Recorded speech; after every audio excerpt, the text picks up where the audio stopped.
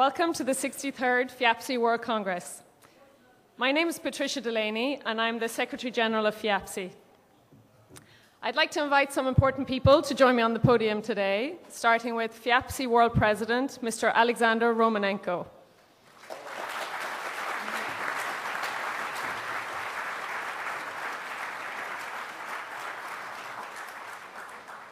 FIABCI World President-elect, Mrs. Judy Shennefield.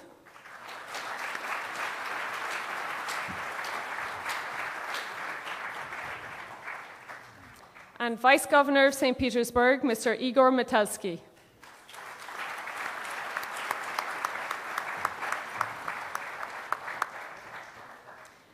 We're honored by the presence of a number of past world presidents of FIABCI today, and I'd like to introduce them all. Mr. Enrico Campagnoli,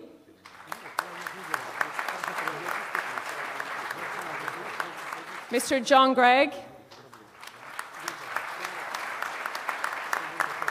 Mr. Sheldon Good,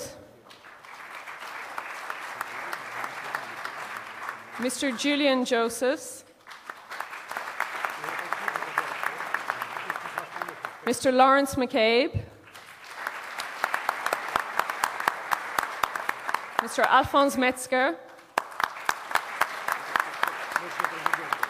Mr. Daniel Theo, and Dato Alan Tong.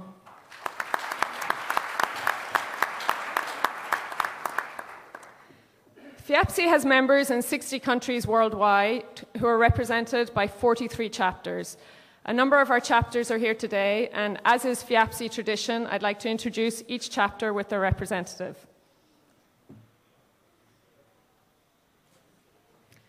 From FIABCI Australia, Ms. Robin Waters, Chapter President. From FIABCI Argentina, Monica Esposo, Chapter President. From FIABCI Baltic, Egor Zarans, Chapter President. FIABCI Belgique, Hendrik Nelde, Chapter President. FIABCI Brazil, Mr. Basilio Jaffe, Chapter President. FIABCI Bulgaria, Mr. Asem Makenedov, Donov, Chapter Member. FIABCI Canada, Mr. Dean Lapointe, past Chapter President.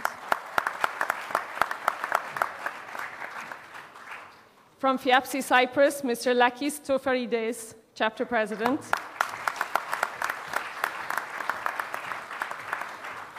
From Dominican Republic, Dominique Donzier.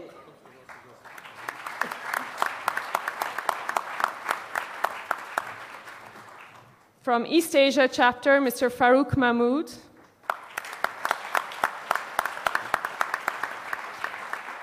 Representing FIABCI España and FIABCI Andorra, Mr.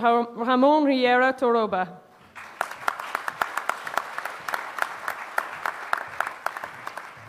FIABCI France, Monsieur Jean-Michel Lancelot.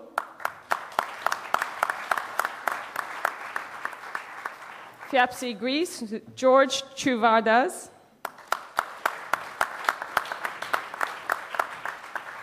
FIABCI Hungary, Laszlo Gonzi.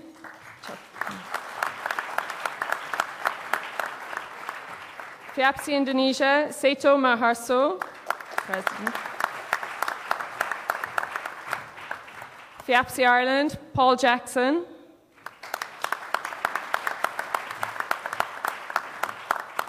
FIABCI Italia, Giancarlo Bracco. FIABCI Japan, Takufumi Takahashi.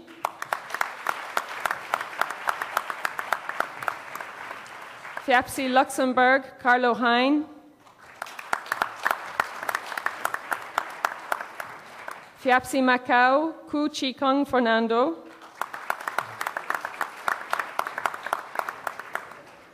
FIABCI Malaysia, Yao Titsang.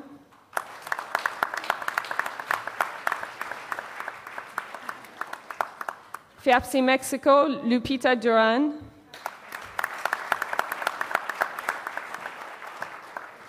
FIABCI Netherlands, Gerard Bakker.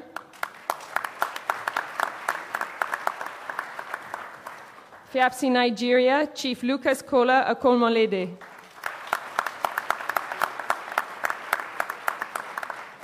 FIABCI Norway, Erik Stolpe.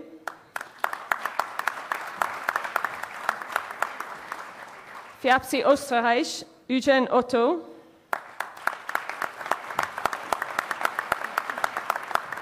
FIABCI Philippines, Florentino Dulalia.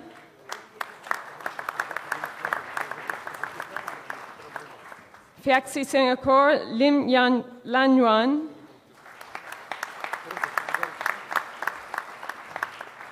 FIABCI Suisse, Olivier Rigetti.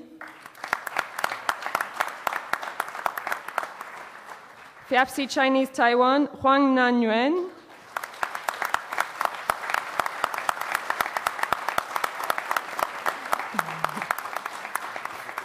FIABCI Ukraine, Artur Ohanessian.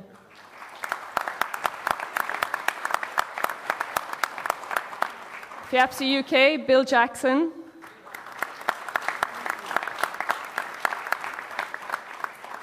FIABCI USA, Daniel Grosenbacher.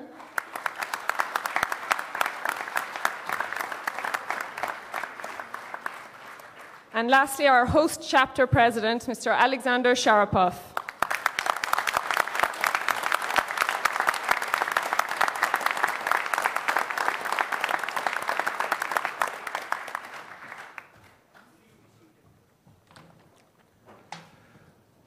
Good day. I welcome you on behalf of FIABCI Russia. I would like to thank the government of St. Petersburg and personally, Mr. Poltavchenko and Mr. Metelsky. Thank you for assisting in organization the Congress. Thanks to gentlemen Kurakin and Chuprakov for active participants in the preparations of the 63 FIABCI World Congress. FIABCI provides three main features: new friends, new knowledge, and new joint business.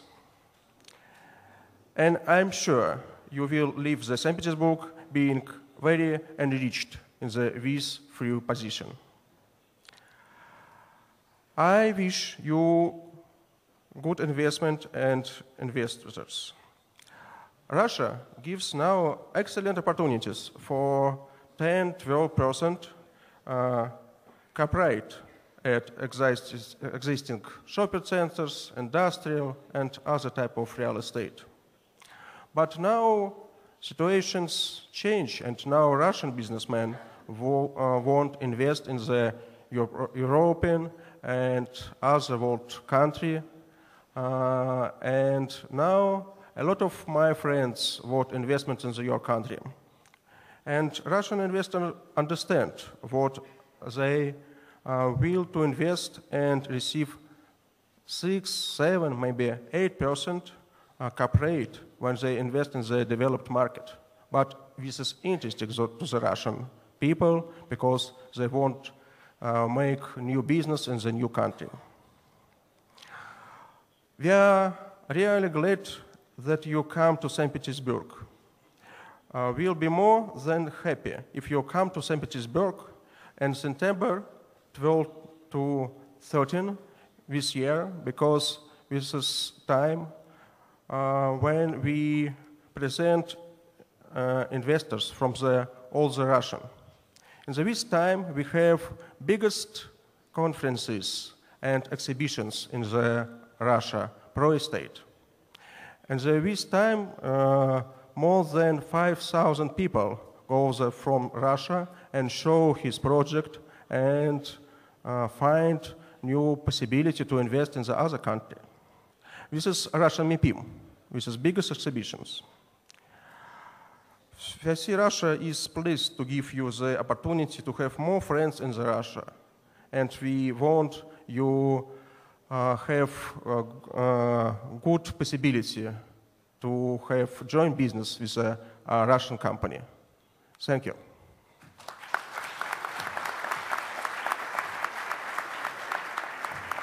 And now I want give Mr. Metelsky give his speech. Вице-губернатор Санкт-Петербурга, господин Метельский. Vice Governor of St. Petersburg, Mr. Metelsky.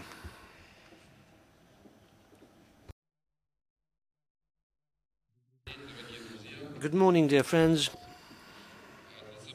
On behalf of the government of St. Petersburg, I would like to wholeheartedly welcome all the participants of the Congress for St. Petersburg.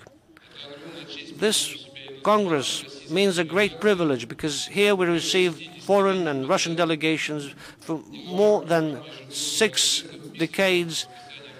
It is the program of the Congress is on the books of all the top managers of real estate companies of all the world and Russia. And now Russian companies can directly interact with your influential international organization.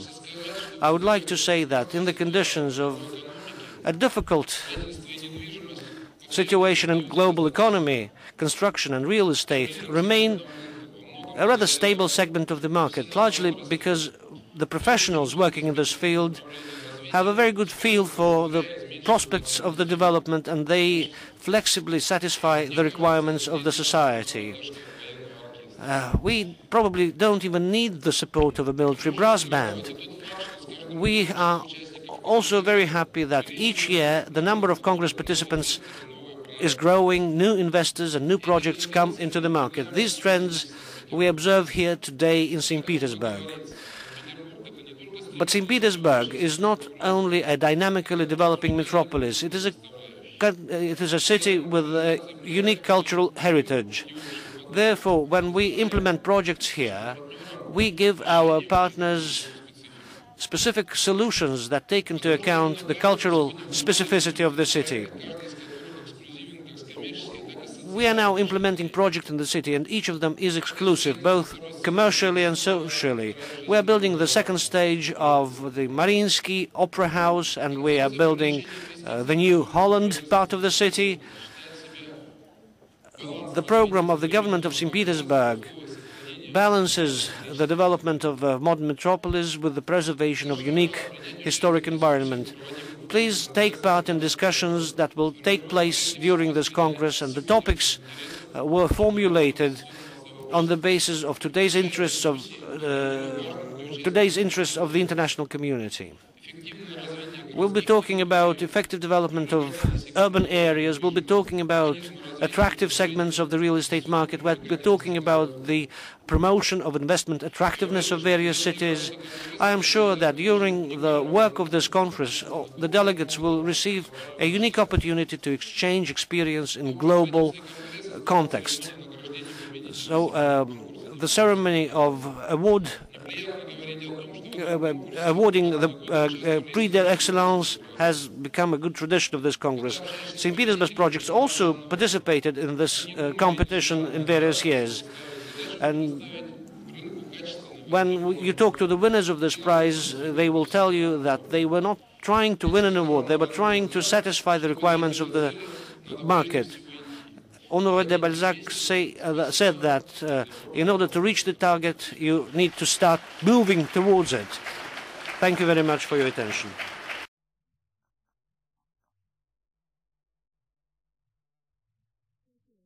And now, FIABCI World President, Mr. Alexander Romanenko, would like to say a few words.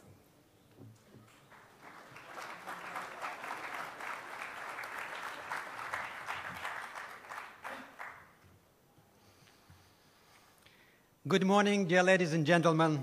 Welcome to St. Petersburg. Thank you all for coming. Many of you traveled long distances to attend our Congress. I hope that you will not go back disappointed. We have more than 700 participants in our Congress, more than 550 foreigners from 55 countries. And I'm happy and proud that for the first time in 64 years history of our World Federation, the Congress is held in Russia, and not only in Russia, but in my native city, St. Petersburg. Now the topic of our... Thank you. Now the topic of our Congress, preservation of the cultural heritage in the modern metropolis, has been chosen on purpose. At the moment, St. Petersburg can indeed be called a museum under open air. The central part protected by UNESCO is huge. It's 4 times as large in Rome and exceeds the whole territory of Venice, including the Grand Canal. The question is, how should we proceed? Which strategy of the city's development will be more beneficial? Shall we follow the way of Venice and turn St. Petersburg into a beautiful but frigid museum? Or mix styles and epochs as they did in London? I know one thing. Whatever path we choose, our primary goal is to preserve historical and architectural monuments, creating at the same time a comfortable life environment for our citizens, as they did in Paris, Vienna, or Munich. You know that last year was successful for FIABCI. Our worldwide organization now unites leaders from almost all real estate businesses from more than 60 countries.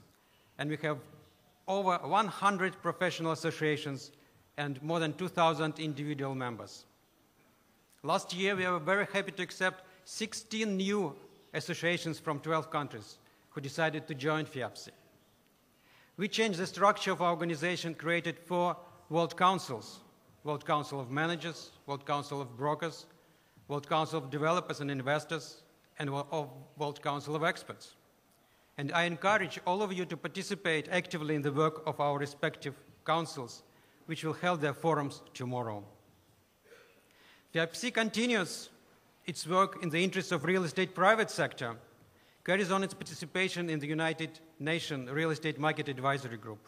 And tomorrow, at a roundtable discussion, together with the representatives from the World Bank and Economic Commission of United Nations, we will work our recommendation for the Russian government regarding the new law on renting housing. I'm very pleased that we have such a great business program. And I want to thank all speakers who have taken the trouble to come. This Congress would not have happened without support given by our sponsors. And first of all, the company Intarsia, the leader in restoration of cultural and historical buildings. The group of companies Etalon, the leader in construction of residential construction in St. Petersburg. And group of companies Bulletin of Real Estate, the leader of the international portal of real estate. Also thanks to real estate companies Miel and Advex. I would like to thank our partners, the Russian Guild of Realtors and the Guild of Managers and Developers. I wish all the participants of the Congress new useful business contacts, fruitful meetings, and a pleasant stay. And finally, I'll tell you a short story. A man walked past a construction site and saw 3 men working there. "What are you doing?" he asked. "I am laying bricks," said the first one. "I am making a few bucks for my family," said the second. "I'm building a temple," said the third. So while we lay bricks and make a few bucks at it, let's not forget about our ultimate goal, to build a temple. Thank you so much.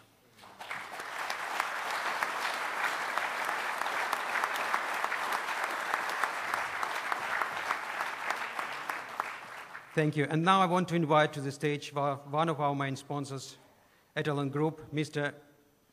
Vyacheslav Zarenkov. You're welcome.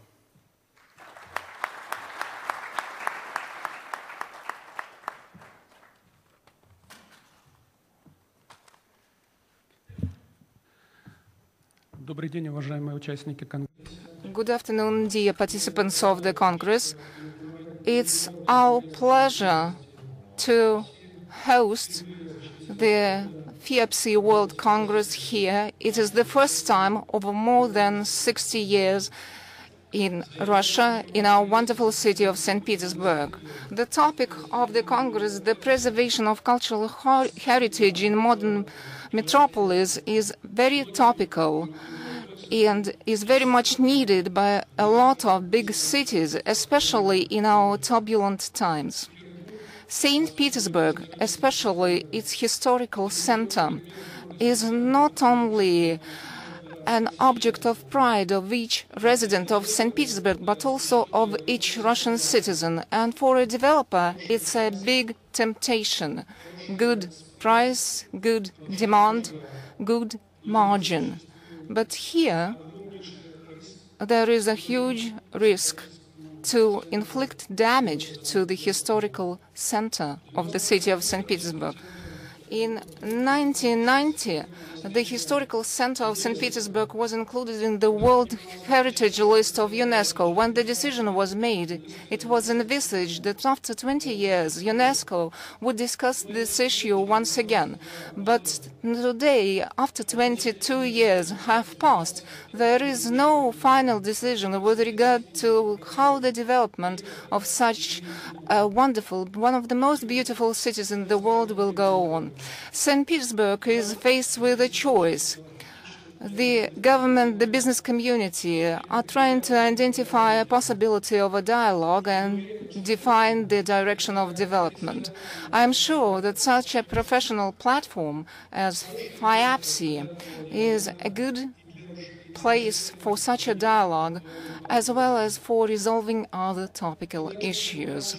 We are well aware of the fact that the real estate market needs professionals a lot at all the stages of project implementation. The more responsible professionals we will have, the more honest, more civilized, and more reliable the real estate market will be. The FIABCI Federation and its national chapters create conditions for successful development of real estate businesses, prepare professionals, help young experts to gain experience and to learn. It is an absolutely clear, well-thought task, the implementation of which is wholeheartedly supported by the Echelon Group. It is notable that for the first time during the 63 years history, a Russian citizen became the world president, a recognized professional of the world class in the real estate, Alexander Romanenko. And I wish him success in this hard but very rewarding work. And all the participants, I wish success, health, and happiness. I would also like to invite you on the 16th of May to participate in a business visit to see the Echelon Group's sites. You will be able to see actually the gems of our city. A site next to the Rostral Calms, located practically in downtown. When constructing this site, we were able to preserve 3 historical monuments of 3 famous architects of our city. You may have a look at the new complexes of the Sea Facade, Sea Cascade, the well-known site, Stock Exchange, the residential complex Prestige, and other sites that are under construction both downtown.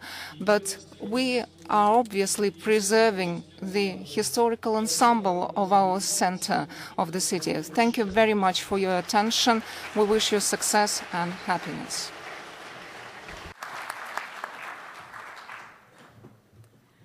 Each year, the FIABCI World President presents medals, FIABCI medals, to members who have provided outstanding service to the Federation during his presidency. The World President, Mr. Alexander Romanenko, will now present his medals.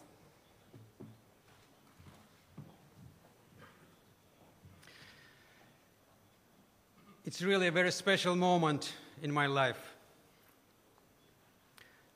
I want to invite on stage 4 persons who made the biggest impact on the development and success of our federation during my term.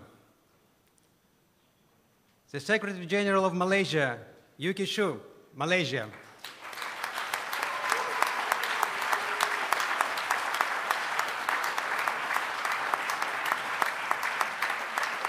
The past President of FIABCI Bulgaria, Antonio Virch, FIABCI Bulgaria. Come here, come here. The President of World Council of Brokers, FIABCI France, Kirkor Agajanian.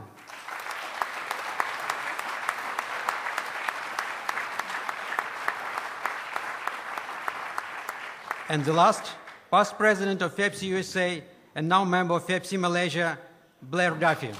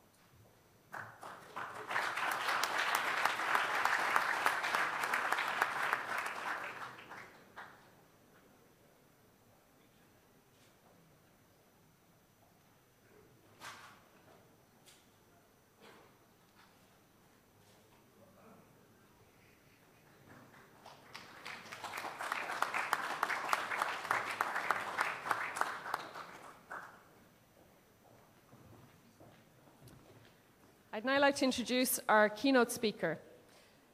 Mr. Hernando de Soto is president of the Institute for Liberty and Democracy, headquartered in Lima, Peru, considered by The Economist as one of the most important think tanks in the world. Time magazine has chosen as one of the 5 leading innovators in Latin America. Forbes has chosen him as one of the 15 innovators who will reinvent your future. Forbes, Time, and The Economist have chosen him on separate occasions as one of the leading innovators of the century. More than 20,000 readers of Prospect and Foreign Policy ranked him as one of the world's top 13 public intellectuals. He has served as president of the executive committee of the Copper Exporting Countries Organization, as CEO of Universal Engineering Corporation, as a principal of the Swiss Bank Corporation Consultant Group, and as governor of the Central Bank of Peru. Mr. de Soto has published several articles and papers on economic policy. He is the author of The Other Path, The Economic Answer to Terrorism, and his seminal work, The Mystery of Capital. Please welcome Mr. Hernando de Soto.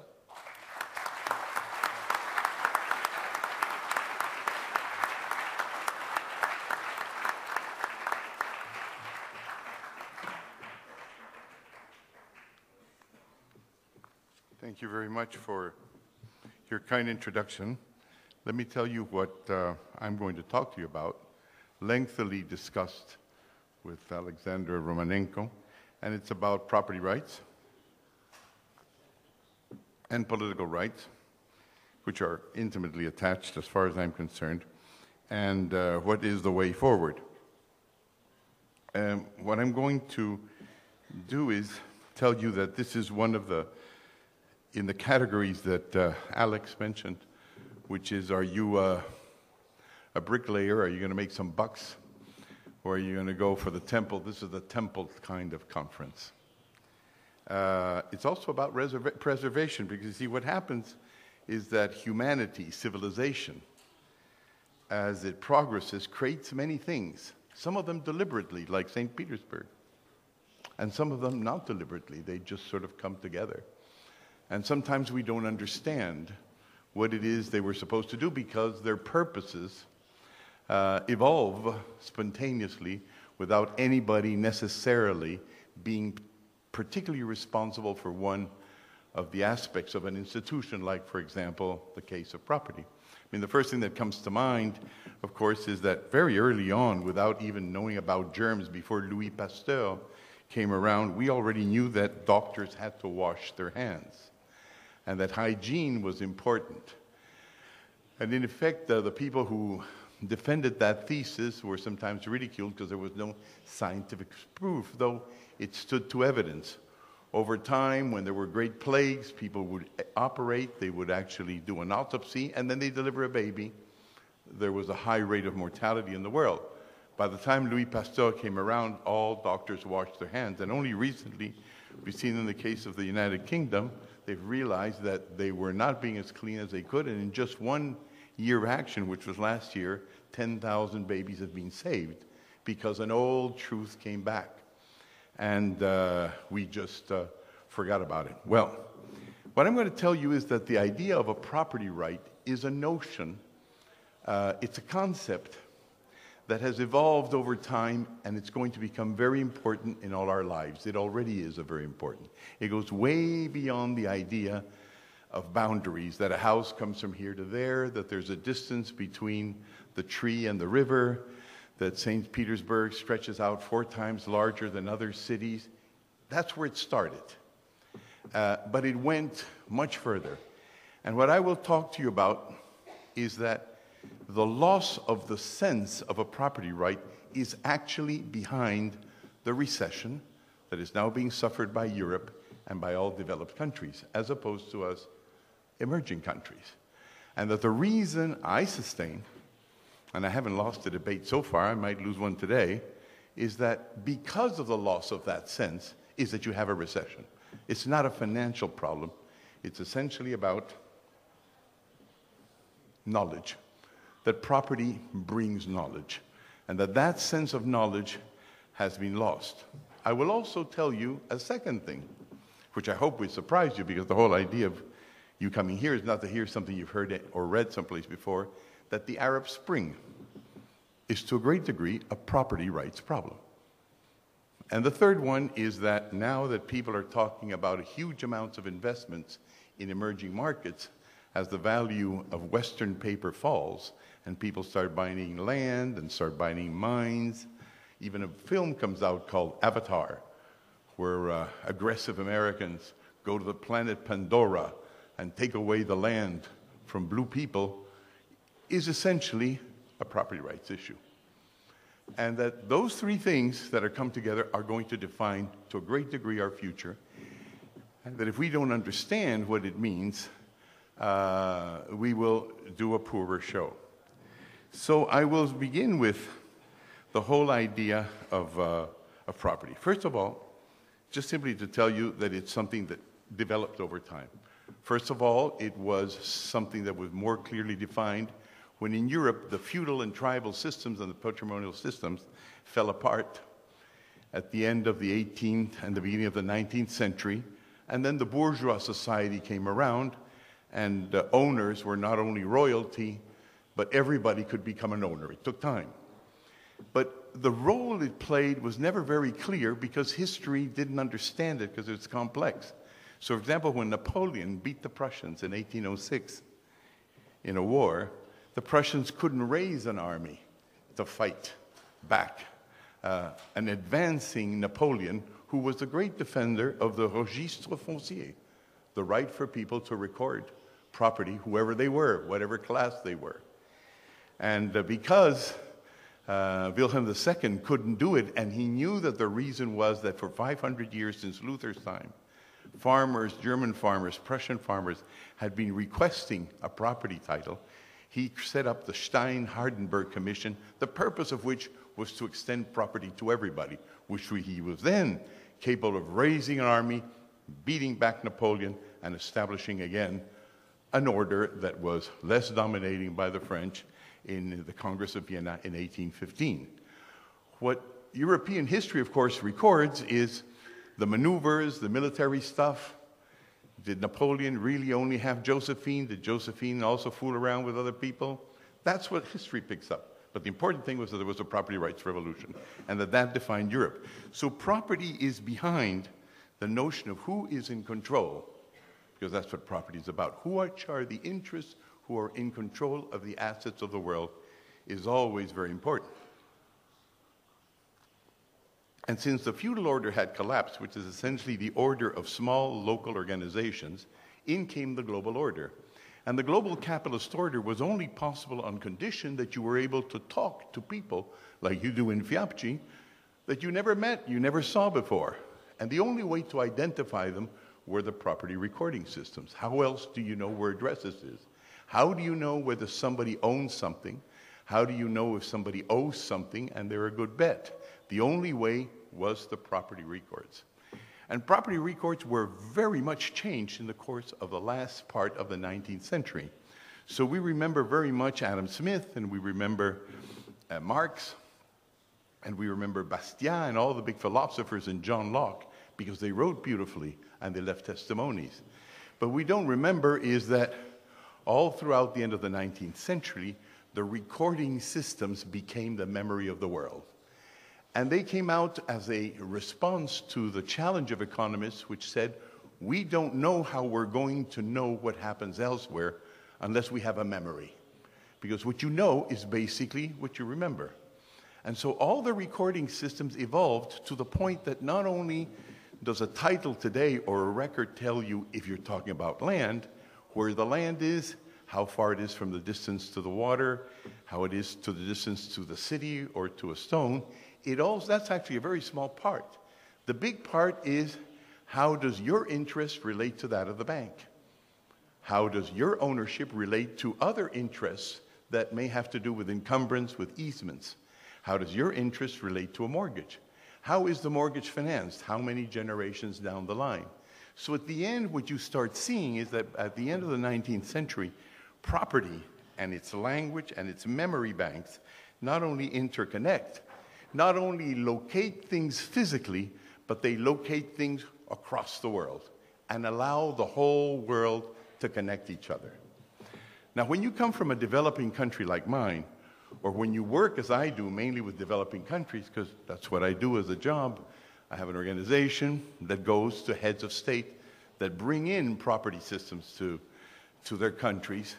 You understand what it means not to have a property recordation system. You just can't find anybody. Take, for example, Osama bin Laden and Al-Qaeda in the United States just after the bombing, 9/11, all the people involved were arrested within 3 days because you have addresses, you have hotels, you have schools where they teach you to navigate in the air, you have all forms of recording systems. But in Afghanistan, you don't. So it took you 9 years to find the guy. That's the difference between having a good recording system and having a bad recording system. In the case of weapons of mass destruction, for which a lot of your countries went to war, you still haven't found them. So, you know, location, information is correct. Debts are important. So what the West has a tendency to do is forget how important these basic institutions are, and that there's not one, there are many. It's not only property records, it's balance sheets, it is mortgage records, it is the connection to securities. It's like the doctor, when he has to see you, he doesn't only have one instrument, the MRI, the X-ray, the map. He's got many instruments out of which he infers the truth. The truth being how we are related one to the other. Now then, I start getting closer to my story. Let's start the world recession. The way we saw it from far away, the world recession becomes conscious to every one of us on the 17th of December of 2008. So I'm this humble third worlder in Addis Ababa. I turn on my BBC or CNN channel, and I see the Secretary of the Treasury of the United States, Hank Paulson, come out and say, we've got a problem. We could have a run on the banks. And the reason is that we have in the United States something called the subprime property, which has mortgages. These mortgages, by the way, have been securitized, which means that we have transformed them into credit debt obligations. It's another instrument, which is then being cut up into little pieces so that we can combine poor people's property with richer people's property and have different packages of risk. And all of that pieces of paper have gone down deep into the market of Wall Street, and 16 generations later, this paper is being held by large banks.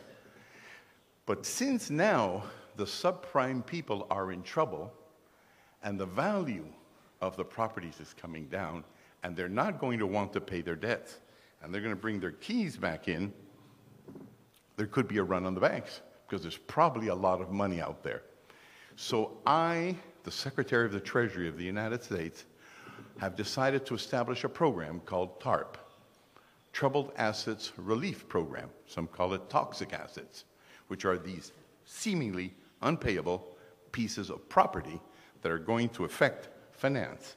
As you can see, I'm going to relate property to finance. So he says what I'm going to do is ask the Congress of the United States to give me nearly $1 trillion, in fact, precisely $780 billion, so I can take that money, go to Wall Street, and take out the troubled assets and therefore stop the contagion to the rest of the market so that there will not be a run on the banks. Because if there's a run on the banks, we're back to the 1930s. He gets on his knees in front of the TV cameras and asks the president, the chairperson of the U.S. Congress, to give him the money. There's a lady called Nancy Pelosi who looks at him on his knees and says, you know, I didn't know you were a Catholic, but okay. And she gives him the money. And the quote is a correct one, by the way. She does say that. Anyhow, the guy gets the money. I say, good. It's one of these financial crises. I proceed, next country. Where am I? Tripoli. 3 weeks later, and I click it on. He says, by the way, says the Secretary of the Treasury of the United States, by the way, we have gotten the money, but we're not going to proceed according to original objectives of extricating the troubled assets, that is to say, those pieces of paper that are financing these subprime properties here. What we're going to do is put our money, rather, according to an idea of Gordon Brown, inside the banks to support them, to indicate that God may not be with them, but the governments of the United States and Europe are behind them. And that is solid ground. I say, well, interesting, you know, what do I know about this? But I get rather interested in how you can change objectives with so much money so fast. I mean, we Latin Americans are soft on law, but that was pretty quick.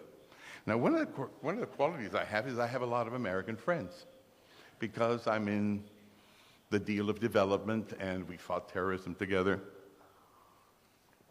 And when you're a foreigner, you always get the confidence of other people much more than if you're local. You know, you tell somebody your love affairs. If they're foreigners, it doesn't matter. If they're locals, you have to be careful. So I can go in there and pick up certain types of information, which I did. And what I'm telling you is absolutely true, and it's in the papers now, and it's articles all over the place, because this started in 2008. I asked, why did they not just simply take out the troubled assets that were in the banking system and clean it up? Then you make a deal with the banks. And the reply I got, which is until today true, is they couldn't find them. They don't know where they are. That's why every day you say, Greece, how bad off are these guys? You don't know. You have no idea how bad they are. You know, it could be worse than Spain. No, Spain is worse. You don't know. You know, in Berlusconi's time, you could, no, you don't know. You have no idea. And that's the reason you have got a credit contraction. A credit contraction means that people have stopped believing in who owns what and who owes what. And then what you want to do is avoid the run of the banks. Now, why is that important? Because seen from a third world point of view, the huge advantage of developed nations over developing nations was that developed nations had everything on record. So if you wanted to have a house, if you wanted to own an airplane, you want to own a boat, you have an invention, you have a patent, you have a wife, it's all recorded.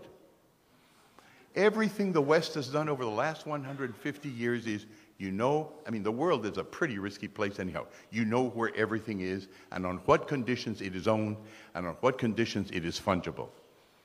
What you don't know, and now I can tell it to you, since October 2008 is where $700 trillion are.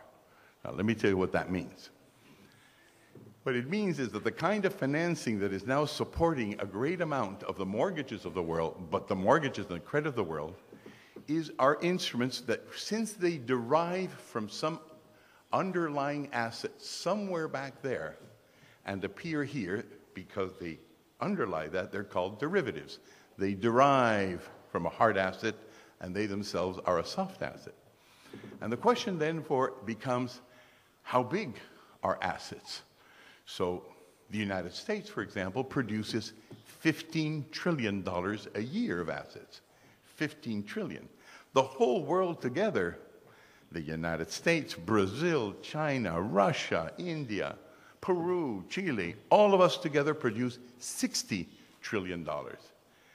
But according to the Securities and Exchange Commission of the United States, my friend Chris Cox, who have calculated it, the amount of financial assets which are out there, and nobody's got a record like a registre foncier, like a Grundbuch, like Her Majesty's Land Registry, just a list of where things are, is $700 trillion. That is to say, 40 times bigger than the GNP of the United States. Now, if you know that, and you're big-time business, you don't invest. And that's what a recession is about. People who stop investing and people who stop giving credit. And I figure that the reason this is not talked about is because if everybody realizes this at the same time, everybody will take their money out. But that's the way it's going to end anyhow. Now, how does this work? Well, it works in many ways.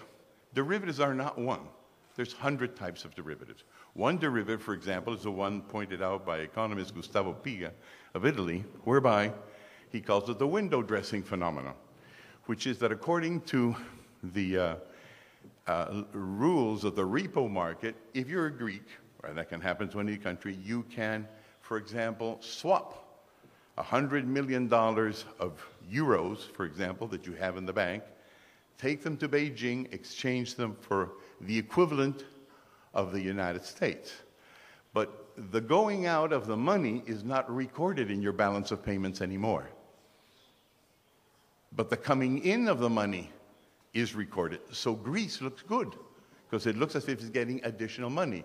But the records are very bad. If you go and you tell any bank in the world, please tell me how many derivatives you've got, they're not obliged to, and they're not going to tell you, unless they really have none whatsoever. Enron, this company that failed very early on, at the early years 2000, put all its records in balance sheets. That's one of the many things that Italy has given to us. The balance sheet, which was originally a way to put the assets, the liabilities, and the equity of any company, so you were able to tell how many assets it had, how much property it had, how much control it had. And this Enron, when it collapsed 10 years ago, I forget exactly when, actually was able to demonstrate 3,200 balance sheets. In other words, we in the developing countries, in the emerging markets, who saw how terrible inflation was, how bad we could be swept aside, we've behaved relatively well. That's why you're investing in us. On top of that, we're not as sophisticated as you are, so we keep it simple. So when you go to Peruvian bank and you say, what does your balance sheet look like? You show one balance sheet. But Enron showed 3,200. You go to many of your European banks and you say, what's your financial health? And you say, well, what do you want to see, the good bank or the bad bank? You have two. You're like us, the way we were before. So what's falling in the West is recordation. And recordation means memory. And it means knowing where you are. And it doesn't matter if you're going to use tight economic policy or you're going to use loose economic policy. You don't care because you're lost. It's a little bit, you may have heard of these many stories, of course. It included all the time since I looked at Tarzan films and about real films of people whose airplanes fall in the jungle. And then the question is, the little girl is in the middle of the jungle and she says, how do I get out of here? And then she has a policy. She says, well, I'm going to take a monkey and I'm going to find out what it eats, and I will only eat where the monkey goes, or I will test the wind. Look, all of that is good policy, bad policy. It doesn't matter. Until she knows where she is in the jungle, she can't get out. And that is essentially what is starting to happen, what is happening in the West, and that is why, basically, you keep on pumping money, but you're not going to get anywhere. And I'll tell you why you're not going to get anywhere. Because Europe and the United States have lost a very fine notion that they had in the 19th century. In the 19th century, there were many European economists who said, you know, now that we're talking about money and currency, we should actually do something precise. Let's not talk about money. Let's talk about moneyness. Because there are certain things which are not money, but allow you to pay. For example, a mortgage. If I own one of your mortgages, I can't go out and buy, anybody here flowers, madam? Or I can't go out and buy chewing gum for somebody else with that. But in a month, I can do a lot. I can do other things. So it's not very liquid, but it is moneyness. So the world is not only composed of coins and bills, it is essentially composed of other types of paper that actually give you liquidity and give you value. Now, when you hear a Westerner say, I have to tighten my monetary basis, the reply is, okay, now what's that going to do for the credit crunch? Well, it's very simple. We've told the banks that they have to have more deposits in money than they're giving credit out. All right. So now they don't have to do 8%, they have to do 15%. So for all the loans, they have to have 15% backing. So what? Now you have 85% that's exposed. You're only covering 15%. So what does the bank do? Well, the bank says, I am only going to loan for that other 85% on the basis of information. I'm going to ask you what your financial health is. I'm going to ask you how much collateral you've got. I'm going to ask you if you're going to give me a guarantee of one sort or another. I'm going to ask you if you're going to be able, one way or another, to say that there's an underlying asset that I can persecute. That's what banks do. It isn't the 15% which backs up. 15% only backs up 15%. It's what's behind the 85%. And what's behind the 85% is property. Now, you'll tell me, you know, I'm sort of a radical right-winger. It's property. Banks basically give out money on the basis of what they think you're going to be as a risk. And they're going to give you the amount of money that you need as a risk, providing on how much they can find on records. But if it's like I'm telling you, the balance sheets and the property records are no longer telling the truth, that money's held back, which is exactly what's happening. You're holding it back because you don't have the information. You'd be crazy to. Of course you'd be crazy to. So it doesn't matter how much money Mr. Bernanke puts into the market, because he's only putting in cents and dollars. He's only putting in coins and bills. And your credit is not composed principally of that money. It's composed of moneyness. It's composed of property. And that property is withering away. Now, they haven't realized it because many things we do in life you do unconsciously, like walking down the stairs. It's a bad idea to be too conscious of that. But it's property. Let me tell you how I figured that out. In my country, we have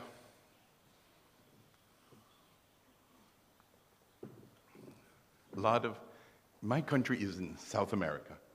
If you look at it at night, you will see that the lights light up around the continent. And there's really not much in the center. A little bit of Manaus, yeah. A little bit of Brasilia. Mm-hmm. But it's really dark inside. So we're probably where the United States was 200 years ago, when they were in the East Coast and they were in San Francisco, and in the middle there was just some cowboys and some Indians and horses. We're there. We're moving. These Brazilians are moving really fast. And we're moving up, but we haven't lit up the place yet. All right.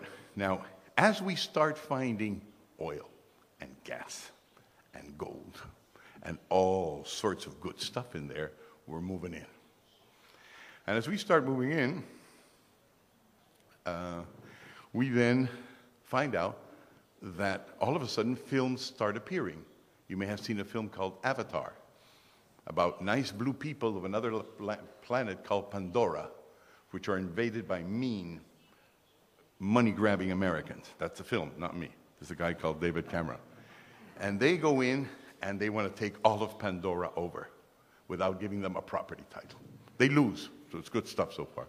But it is a bit based on what's going on in Brazil and Peru. That's the idea behind it. Now, why can't everybody just develop? For the following reason. Because let's imagine I'm an American investor. I take my Peruvian counterpart, I say, I have found gold here. Why do you want to develop gold in Peru? Well, look, the derivatives market in Europe looks so bad. My revenues on there look so terrible that instead of buying, shares in Europe, I'm going to buy land down there. The Chinese started it, I'm going in there.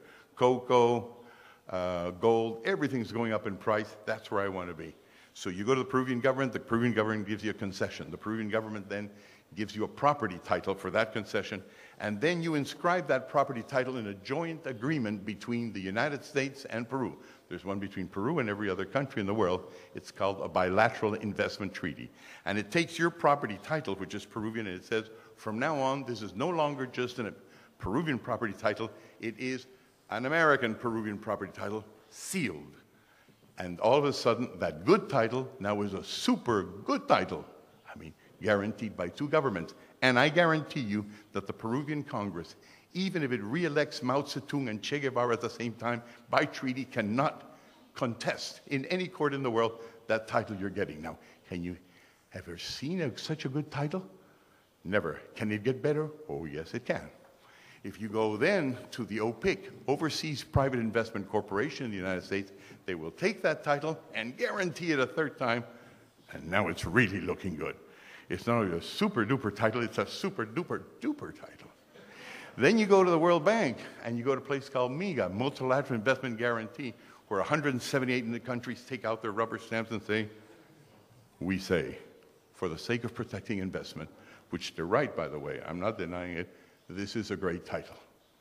Then the owner of the title goes to the New York market or to the London market and says, I've got something so beautiful that you've never seen before. If you had an American title and tomorrow Obama, who's a growing socialist, very, very, very dangerous fellow, decides that he's going to take away your property because he's going to put a road right in the middle of it, that's called eminent domain. He can take it away. Well, this thing I've got in Peru, or this thing I've got in Brazil, he cannot take away. How beautiful can you get? And you say, you can't. I want $3 billion. Now, back there in Washington, Mr. Bernanke puts out money. And the way he puts out money is he doesn't care what happens. He just needs to put as much liquidity as is necessary for transactions to take place. Because growth is the result of combining little things into big things. My watch is a result of 925 pieces put together. That's what creates wealth. I mean, when you just produce pineapples like Peru, that does not produce wealth. Here are the 2,200 pieces of my BB, my BlackBerry. That's putting pieces together. So Bernanke's job is to put enough liquidity so that people put things together. And this guy's going to get a gold mine in Peru. So when he hears that there's $3 billion that are going to go out, he prints that amount of money. Now, let's go back and think about this. Who produced the money? Peruvian property. That's who produced the money. Who produced the paper? An American legal system. Because the American legal system is trustworthy, and it's true. You know that the guys that are behind it are institutionally supervised, they're doing all the right things. So what I'm trying to tell you is the source of money that you Europeans and you Americans produce is to a great extent the result of property, whether you factored it in or not. Because at the end, unless you're Dutch, it's the only thing that doesn't move and it stays in place. So property is a very, very, very important thing. That's what allows me to now tell you the following thing, that when you've lost a record in the West of where 700 trillion pieces of paper that you have got are or are not, you have in fact lost knowledge. You have lost the data that allowed you to go from feudal and tribal systems, from Obelix and Asterix into the modern large economies where anonymous people can trade with each other. And it is all directly related to the record-keeping systems of land, which were the basis and the origins of all the other record-keeping systems in the world, which nobody took care of. You don't even get it in a course of economics. It's nowhere to be found, but it is this heritage that you have that, like ecology, or a difference of ecology, was not made by God, but was made by man. And these systems of memory are what are being peeled away. And so my feeling is that it is time to put property back in the market. And in this case, understand where our knowledge comes from. You know, economists used to be so worried about understanding where knowledge came from that even one of them, Friedrich von Hayek, actually wrote a book called The Sensory Limits of Man, to indicate that there was no way that a man could physically know what's happening in China unless you had records. That's the only way you know. That's what tells you. I mean, even when I go to my hotel tonight and they ask me how many Diet Cokes and chocolate cake did you take away from the minibar, and they ask me where are you, in effect, how are you going to pay, I show something that's got a record. And my credit card tells them I got money behind it. And when I came to this country and they say, who are you? I'll show them that I'm on the record because I take out my passport and they can see I'm on the record. All we do is function on records, and the records of the West have fallen to a dismal state, and nobody's getting into it, because if I ask you right away, who is the record expert of the world at this moment?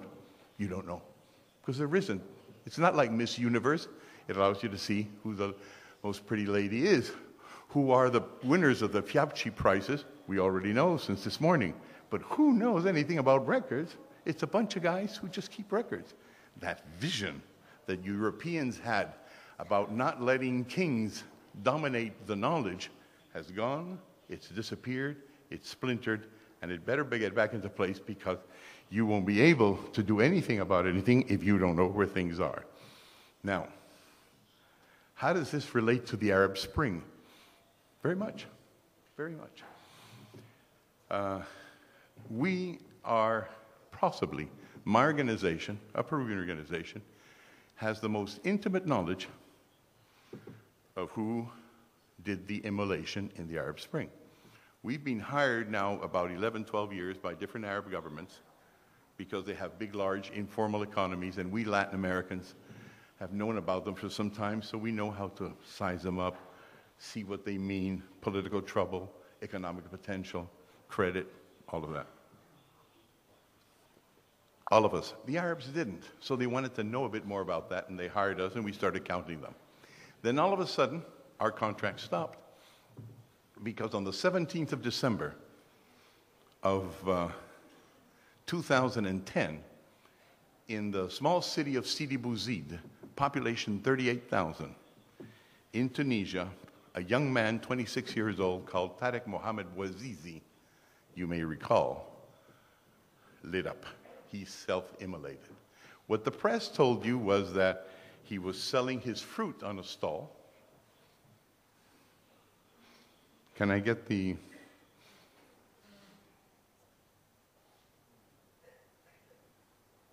drawing, please? I suppose it should be coming.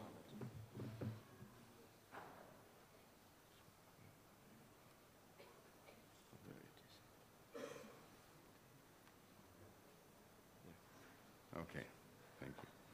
This is an infogram. My organization has begun to learn to do infograms. Now, you get dizzy at the beginning because I don't know how to do infograms.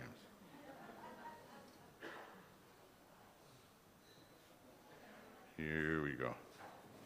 Okay. The police come, they take away his fruit.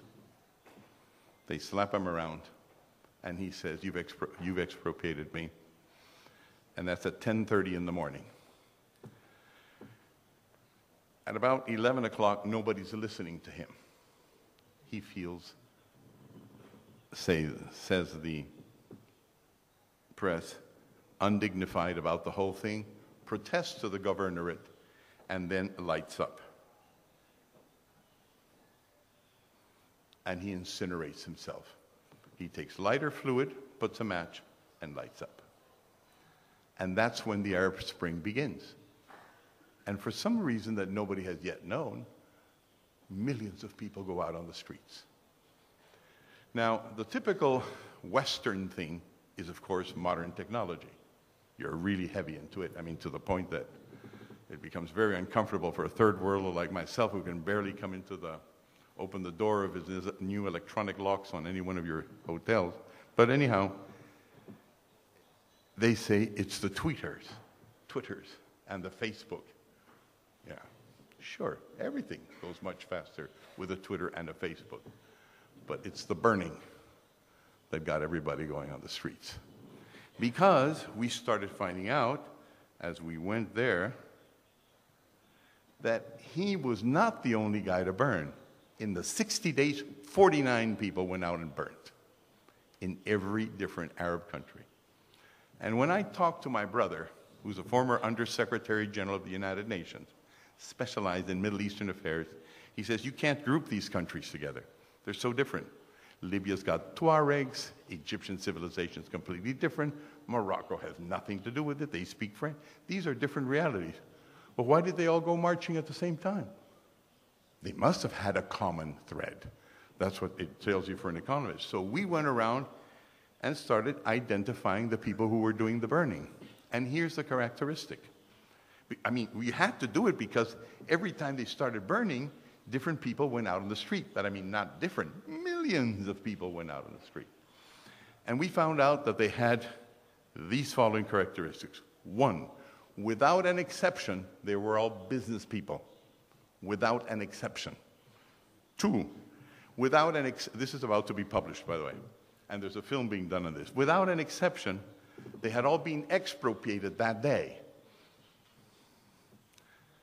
or just a bit earlier on.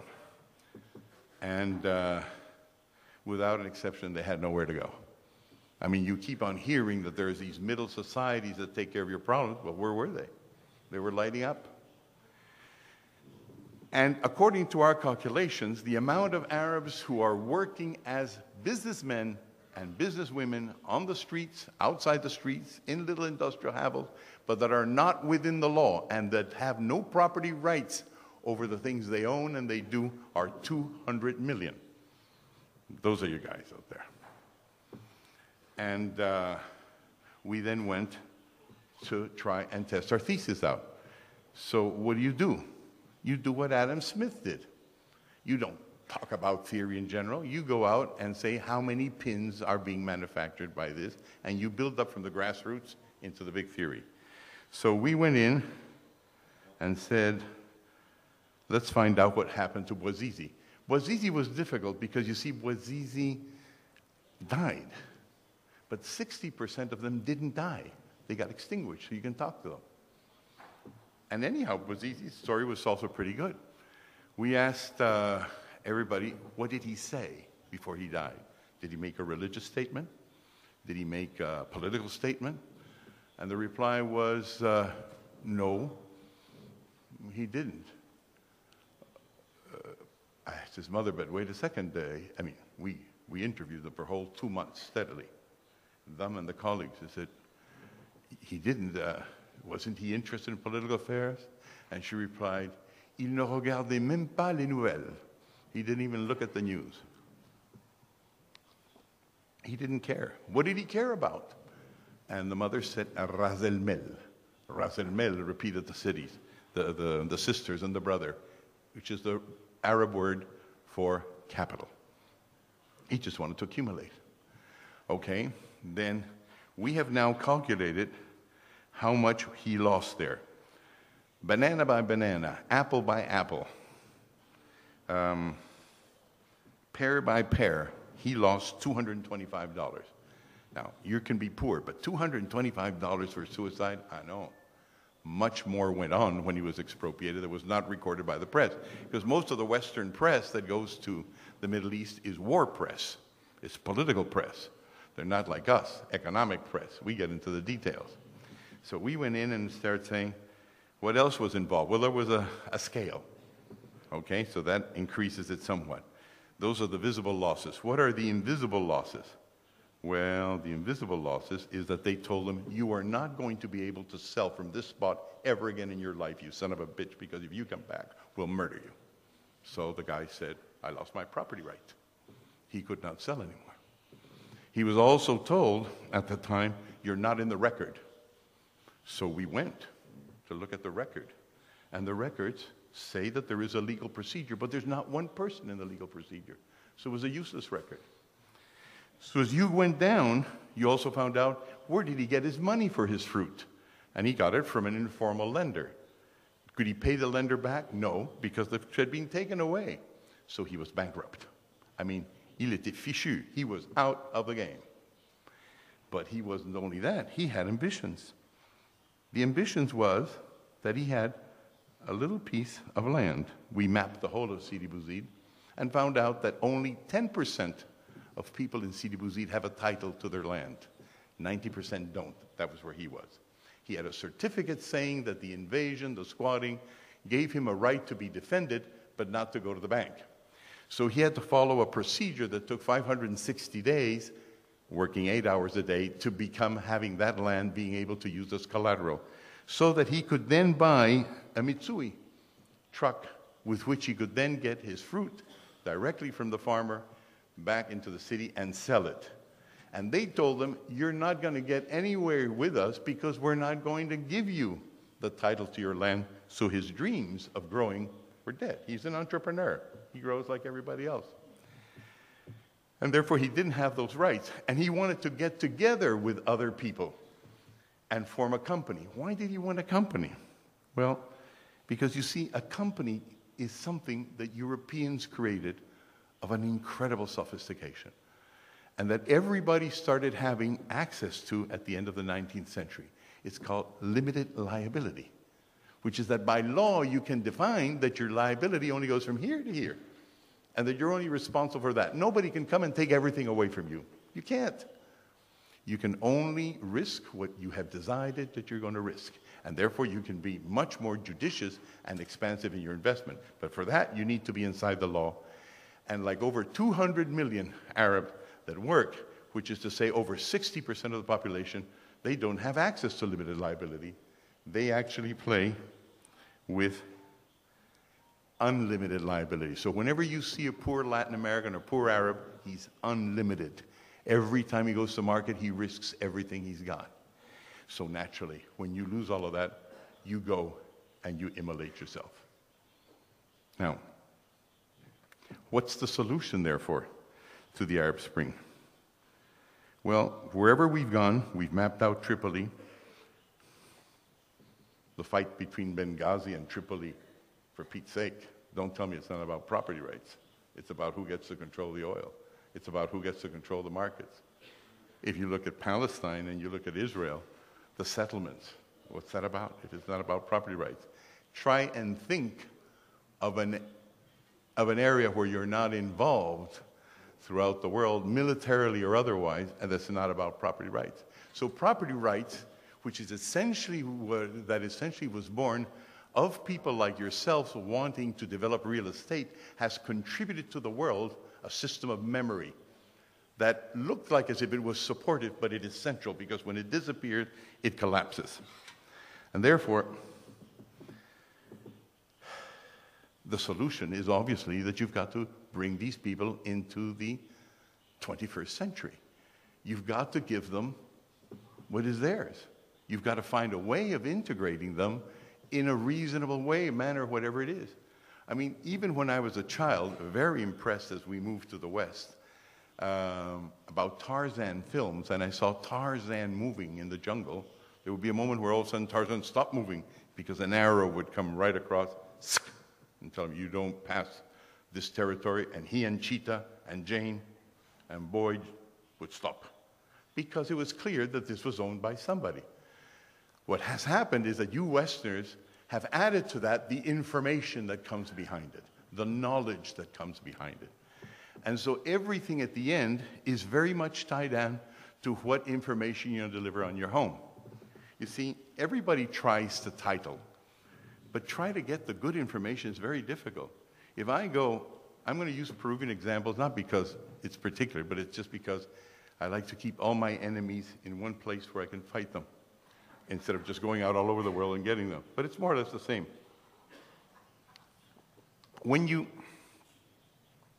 go and ask somebody and say, look, I need to organize a country. We are 38 million people, or we're 1 billion, 200, 300 billion people. I can't have a mailing service if I don't have an address, and I can't have an address if I don't have property.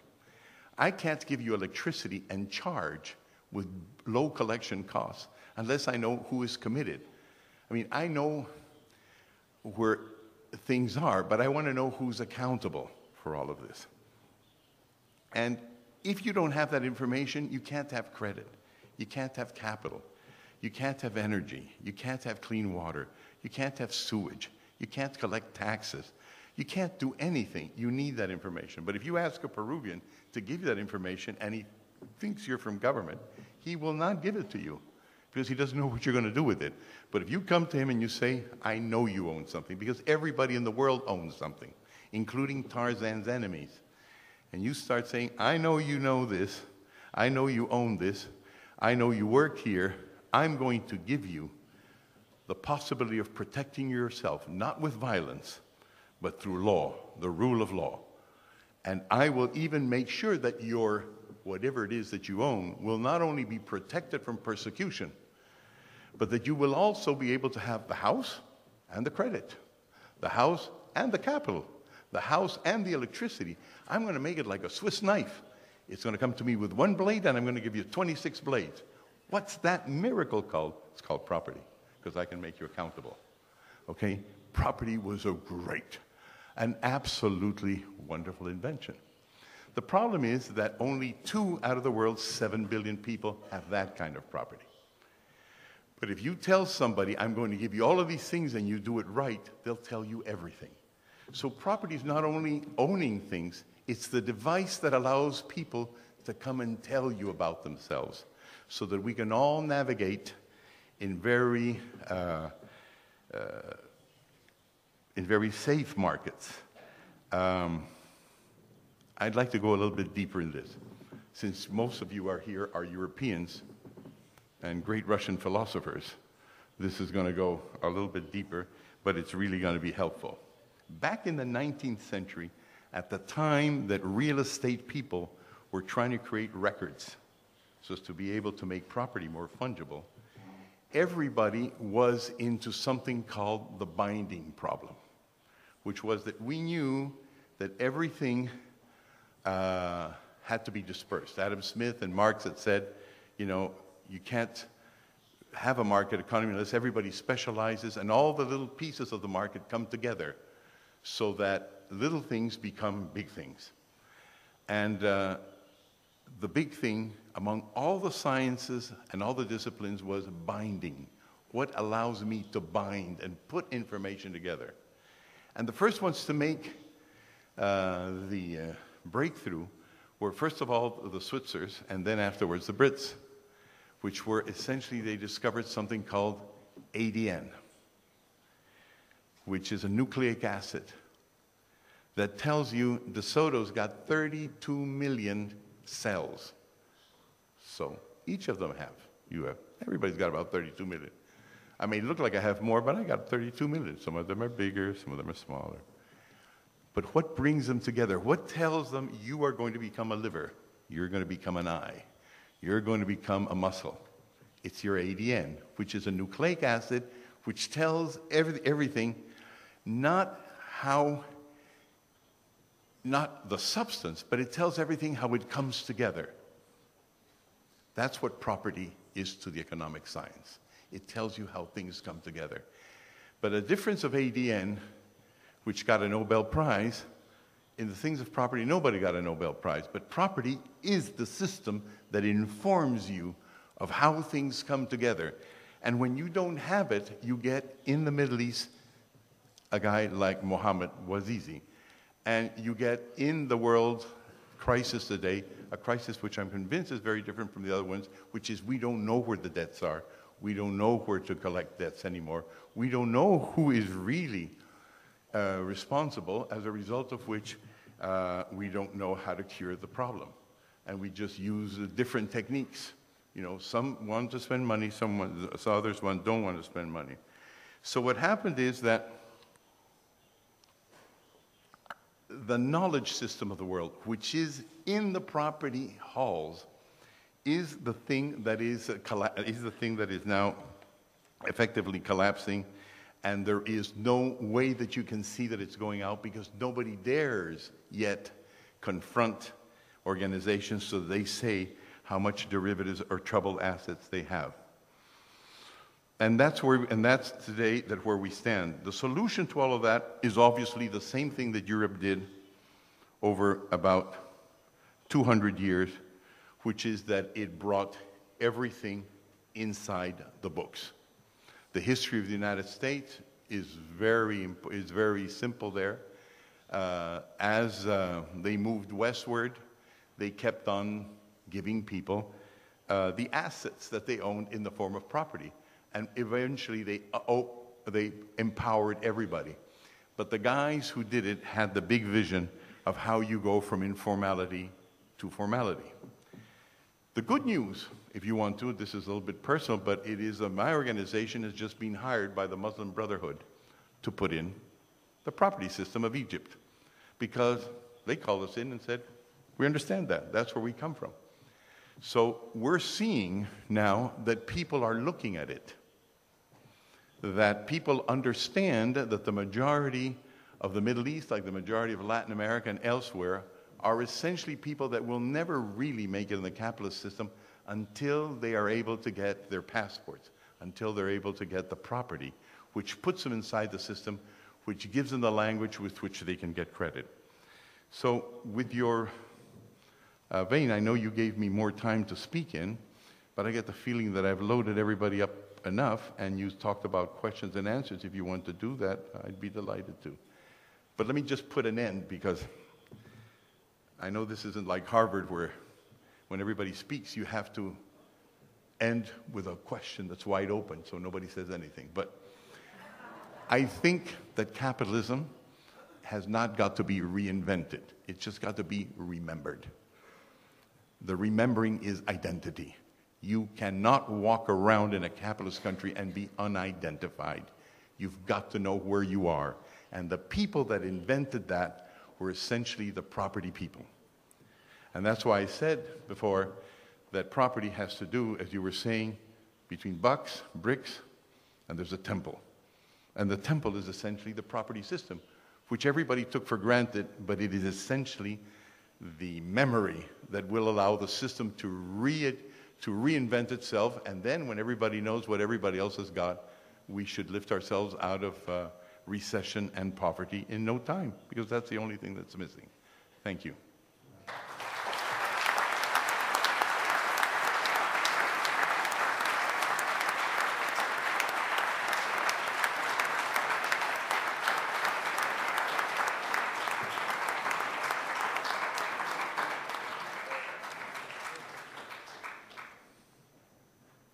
So if there are any questions.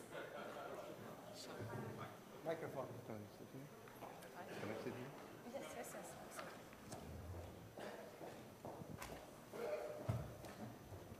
So, Mr. Anthony, are we buying or selling?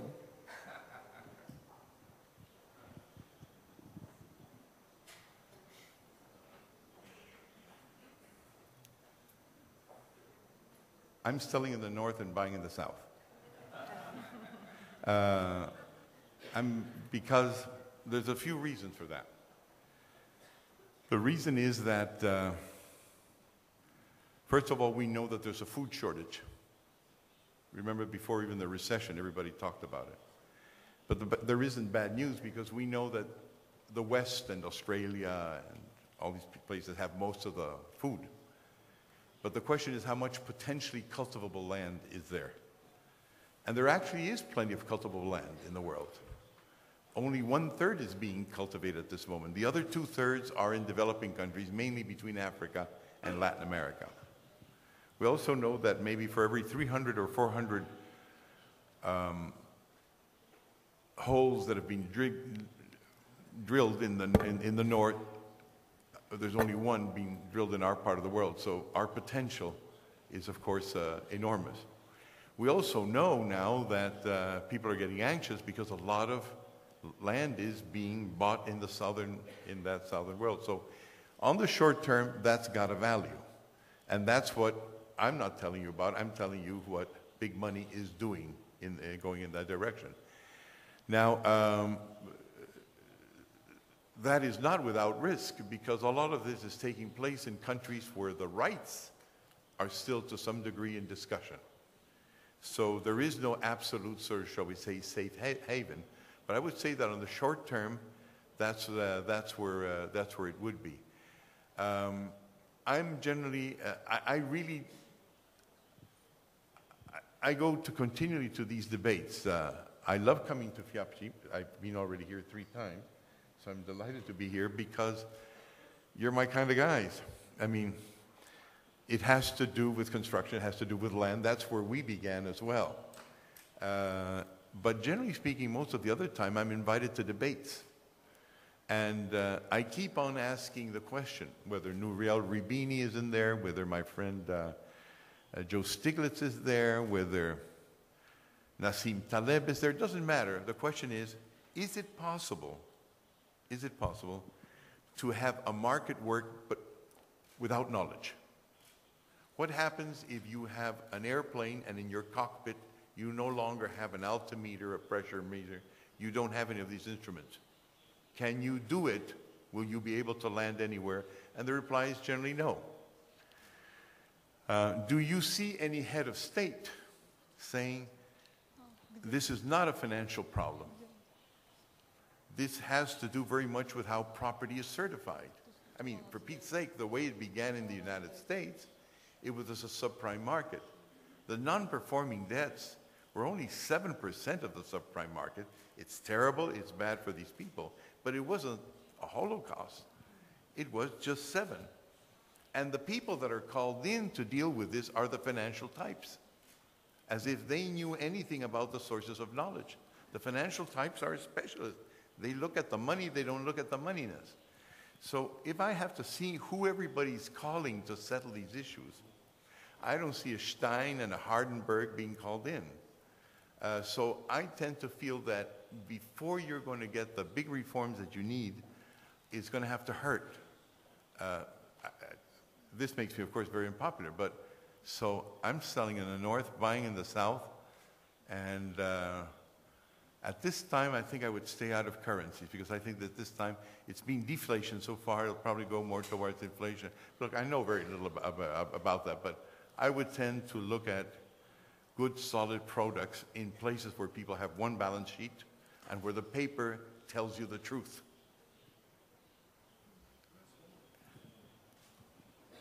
So that's nowhere.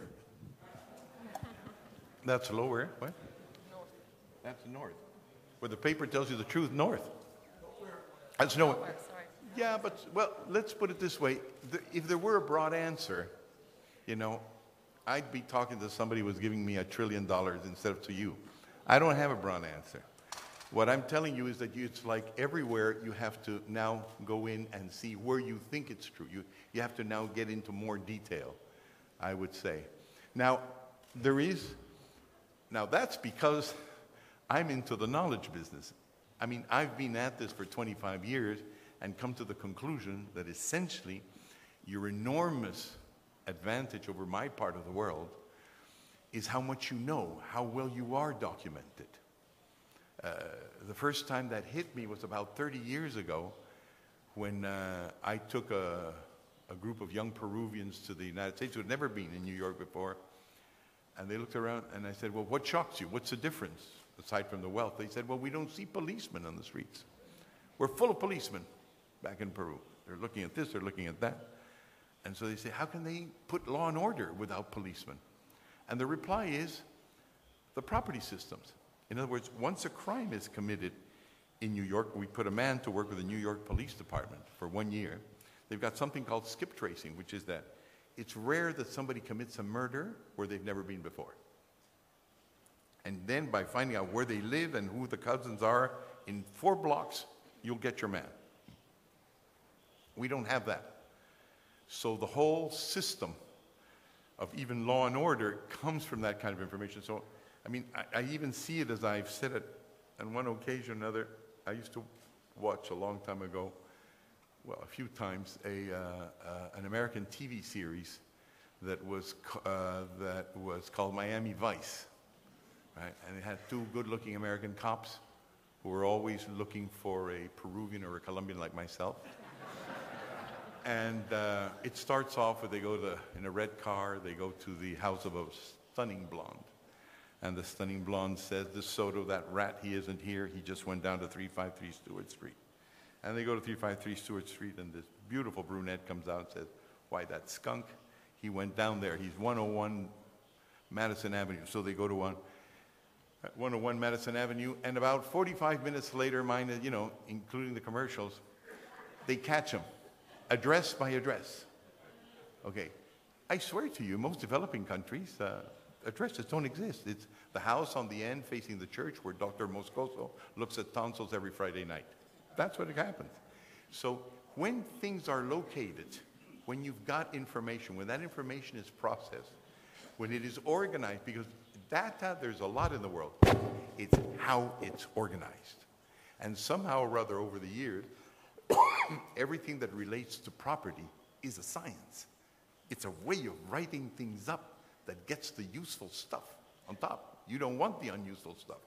And so when I see $700 trillion in the market and no one knows where it's at, I get very worried. I just get concerned. I may be completely wrong. Maybe all you need is an act of courage and faith. And say, if we manage to convince every European, every American that the government will never let them go, that's all we need, well, then maybe I'm wrong. I don't know. But if economics has something to do with physics, I would figure that there would be some tough problems first before we get to the essential problem, which is we are navigating blind. Mr. De Soto, can I ask you to make more comments on your last remark that the unemployed are the solution? I can understand in the developing nations that they are definitely the solution. But in the developed countries, there's great despair among the young people who are spending years to get education, coming out of universities with no job prospect, only the basement of their parents or maybe the master bedroom. So there is nothing recorded to their name. They don't have a credit record or anything, and mostly they don't have hope. And it's a surprising problem in Western countries, but it really is a serious one. What do you think is a solution to that? I think that's an excellent question. I'll tell you why. About 1990, at the time that just after the Berlin Wall fell, I was invited to debate in the Volkswagen Foundation Václav Klaus. And it was pretty much at the end of the 80s that Latin Americans had decided that they were mainly going to try the Western capitalist route. And here, after the Berlin Wall, so were the East. And so the question asked to us is, who will get there first? And everybody said, well, we don't really know. At that time, it was very difficult to tell.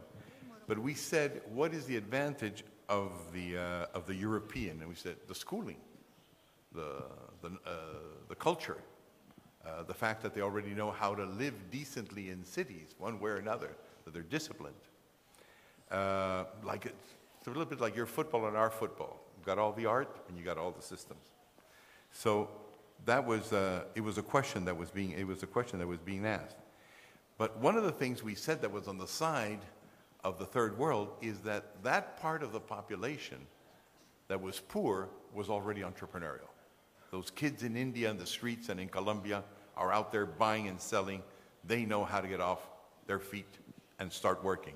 Now, wherever you go, Mumbai, slumdogs and millionaires, they're in business. While the concern of the Europeans is that you have actually proletarized, which is maybe the right way, a numerous part of your population. And so in effect, as unemployed, they don't think like a Latin American, they don't think like an Indian. They can't probably imagine things. So it is true In a developing country, we always are saying that your lower classes are the solution because they're already doing things. What they are missing are the elements and the institutions which allow them to combine, recombine, get credit, collaborate among themselves, be able to diversify. In the case of, I would say that in the case of the United States and Europe, since you already have got companies, you're used to collaborating, what you need is simply information. I mean, here you are, Europeans, asking me where I would put my money. What do I know? You just don't know. Your problem in Europe and the United States is you don't know. Which of the banks that you've got in case the worst came to bad is actually going to be the bank that fails? In my part of the world, we know which one's going to do it. It's more or less out there. You don't know. So in your situation, it's knowledge. And of course, you can't come out with knowledge to simply say, these are bad banks or these are good banks. You've got to find a way of doing it so that it is done with a soft landing, so that everybody gets an opportunity, so it's justice, so that you don't get panic. I mean, there's a strategy, but you've got to get to the point that you've got to admit that it's a knowledge issue. You are disinformed. And unfortunately, there is no place for it because the knowledge isn't in one place. It's composed of a variety of things. It's got everything from, rating agencies to the software that deals, for example, with U.S. mortgages, which is a system called MERS. It goes in different stages, none of which is in one sole place. So it is an issue which requires political attention. And the reason I'm, for the moment, not so hepped up on it is because I don't see a head of state yet having understood that it has to do with big, broad institutions that exceed the financial sector. And that's why I still think that you still need a little bit more to go before you get the kind of information that allows you to infer risks with a certain degree of certainty. Because that's what the credit crunch is. The credit crunch is not that there's less money. You've never had more money on the market. You have less moneyness, the willingness of people to put their assets to pay debts or to guarantee credit. Morning, sir. I'm Farooq from Bangalore, India, and I'd like your take on what is your message to investors on emerging markets such as Brazil, India, Peru, Russia.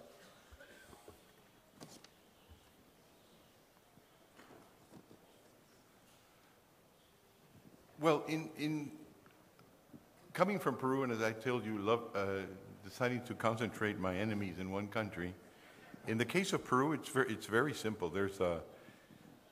We've taken care, like probably most of Latin America, of our cities. So we've titled, we've recorded, we've organized them. I mean, you go visit places like Lima, you go visit most places in Latin America, and you will see that we're looking better. You know, we're better organized. But in the hinterland, where we didn't think it was important, like say the Peruvian Amazon, which is 60% of the country, as the value of other things have fallen, all of a sudden we're starting to find gold there. And we're starting to find oil and gas and uranium and all these other things and loggings. And we're starting to see that the water flows towards Brazil and we can capture it and be able to generate enormous amounts of energy. But we're also seeing that there's a lot of not only tribes, but informal companies, literally informal sector organizations, that are moving in and are not willing to accept the rule of law as it comes in. So it has adjustments to be made. We not only see that, by the way, in Peru. Let me get some enemies in India here. In the case of India, for example, there is the areas of the jungle where they've been able to find these very same qualities, have already got an army of Naxalites, which include about 40,000 people with AK-47s of a Maoist discipline that are already moving in that area. We just got a contract now in the Niger Delta, where literally the oil companies cede the management of the company for a few days a month to the pirates. And when you land in Benin, on your way to the oil-rich part, it says, "Welcome to the Niger Delta," where 30% of the oil of Nigeria comes, population between 15 and 30 million people. So we don't know if it's 15 or 30 million. And you know, this is one thing we always forget about the third world. We don't really know how much we are. Because how can you know how many you are if you don't know who's on the land, quite frankly. And you also find that out when we have elections in Latin America. And all of a sudden, Jimmy Carter comes out and says that the loser's the winner. How does he know? That all these guys who are not inscribed, dead men, even dead cows vote in Latin America. Because you can't count them, and you can't count them until you know who is where. So my reply is this: you're very safe, probably in most of the cities of the third world. You know, it's come in. The idea of capitalism, responsible capitalism, democracy, it's coming in. But there's an enormous part of our countries where a lot of the natural resource wealth is, and the rule of law hasn't come in. So what you have to do is advance there very, very much. And you have to fight films like Avatar, you know, that say that the blue people don't want to come in. I'll tell you, I mean, since you're interested in this, when the first clashes came in Peru about 2 years ago between indigenous people and the police over appropriation of land, it was a small incident, it was a fake incident as usual, but it was there. We went in there and said, okay, what we are being told by everybody from the Discovery Channel down is that these people are different. They do not want property. They talk to the mountain, they listen to the river, they hear their ancestors. They're not into this paper stuff and boundary stuff. They don't want any of you. So we went in. And there are, according to Peruvians, 1,500, the Peruvian state, 1,500 tribes in the Amazon. We haven't found any that don't have private property. I mean, we haven't found one. We're told that next to the Colombian border there are. We haven't found a piece of land in a tribe that doesn't have the name of someone on it. We have not. It's just not recorded. You go in there to a tribe and say, this dog, it belongs to the tribe. No, it belongs to me. This cat belongs to me. This piece of land where you're growing celery belongs to me. Okay. The school is theirs. That may be so. You go into the forest and you say, the forest belongs to the people. Oh, no, it doesn't. There's a tomahawk law, and it's very clear who owns the mahogany. So what happens, however, is that they cannot get organized in a modern sense. And when they had their negotiations with the government, they all, without exception, asked for private property. So we have to solve this issue and put it in the books and stop, you know, carrying the guilt complexes of the North, which treated their indigenous people very badly 200 years ago. But you have to ask them today what it is they want and settle it.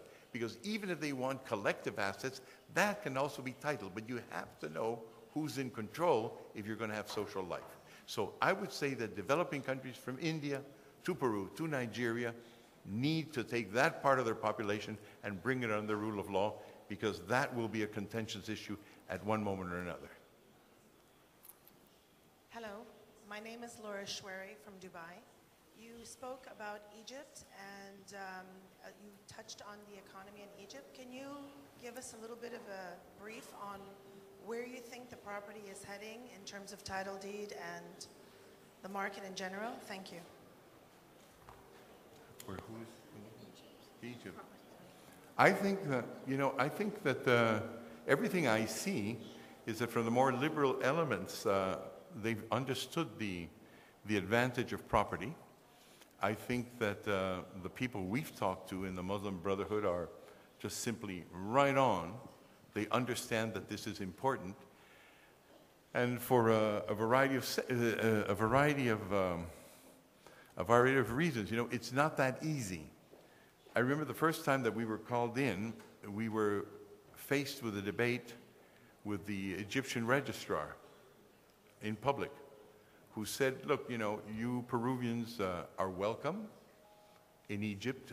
We like the fact that you also look like us, which we do. But what have we got to learn from you? You know, we invented property 3,000 years ago. When the Nile overflowed, it erased the borders of the land around the Nile, and we had to learn how to calculate things so that we could redraw the borders and the boundaries. And so what are we going to learn from you? And then we showed them that we had already done a sampling of the records, and that in 92% of Cairo, the persons that the records say were living in the house were not living in the house. So we told them, you know where the land is, but you've got to know where the people are. You know, in terms of knowing where the land is, that's easy. It's the other thing. And the only way to do that is that you've got to have a legal system where it's much more interesting to be inside the law than outside the law. And that means that you've got to have good law. And that the characteristic of us developing countries is that generally speaking, and we're talking about 15 years ago now, generally speaking, our law is not as good as Western law. So you get Peruvians, Mexicans, who back home might not want to obey the law. I mean, when they come to Peru, they're in the informal economy. But once we all go to the United States, we march up and down to demand being included in the law.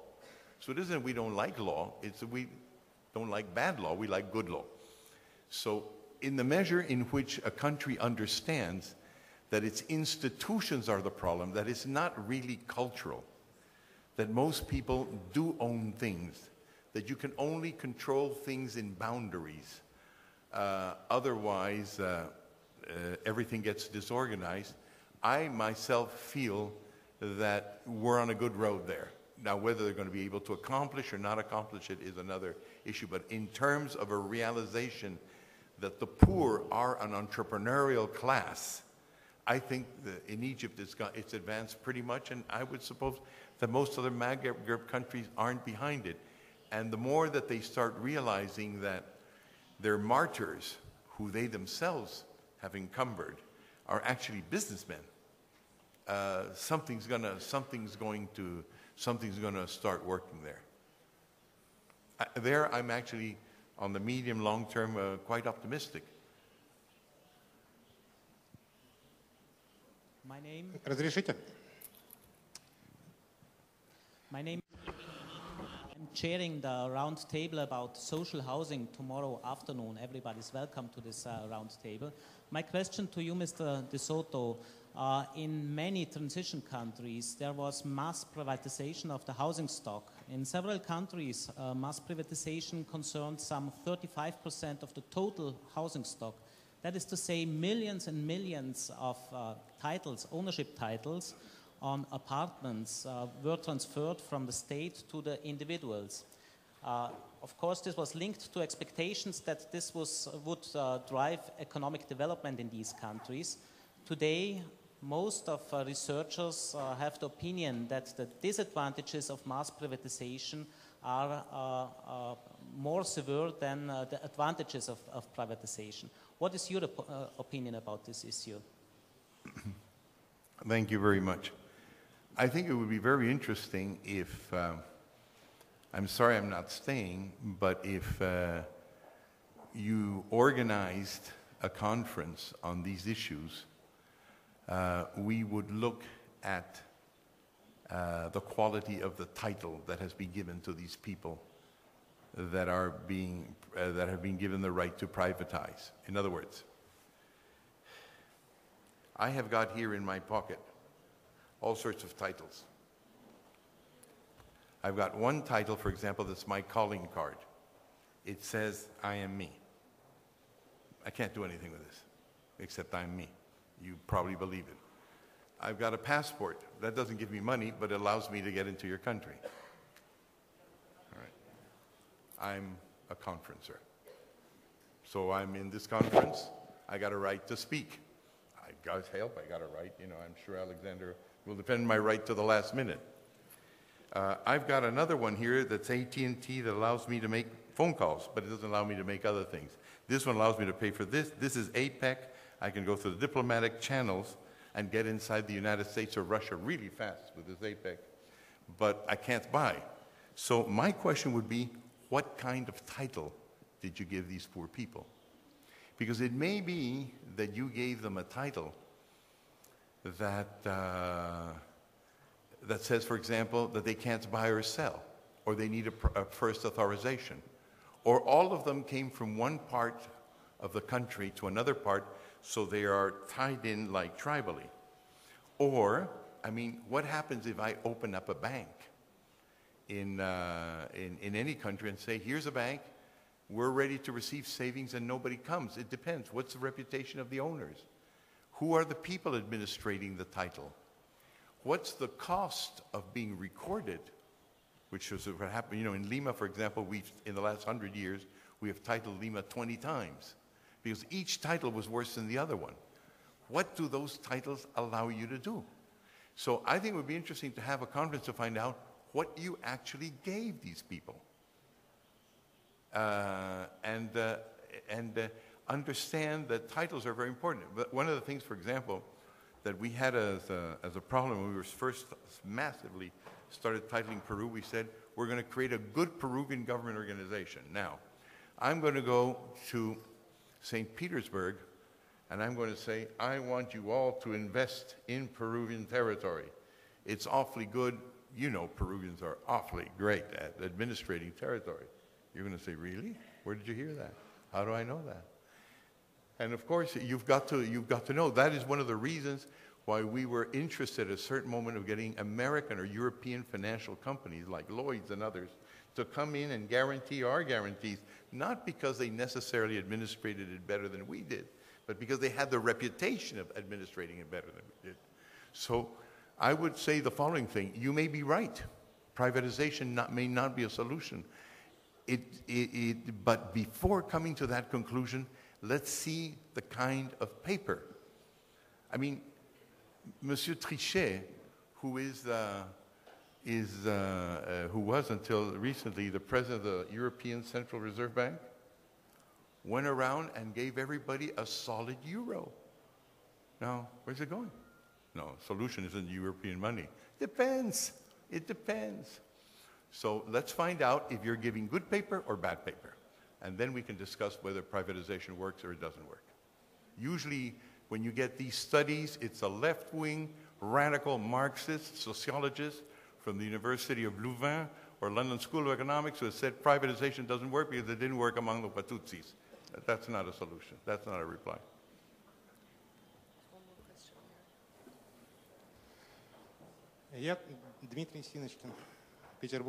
My name is Dmitry Sinechkin, St. Petersburg. I am going to chair the same round table with Mr. Aman. I would like to restore historic justice. You started with a very good example. The war between France and Prussia. Napoleon promised private property. It didn't exist in Prussia. The contribution of the Prussian army, which marched all the way to Paris, didn't have people which were endowed with property. They were themselves property. And the relations between politicians and property is even more complex, especially here in Russia. Now my question. Now when I live on credit, I sell my future to the bank in order to live better today. The events of 2008, the financial crisis, and 2010, the debt crisis in Europe, showed the gap in modern civilization that is built on growing consumption, on constantly growing consumption. To what extent this problem is significant? What can be the alternative model of the development for our civilization?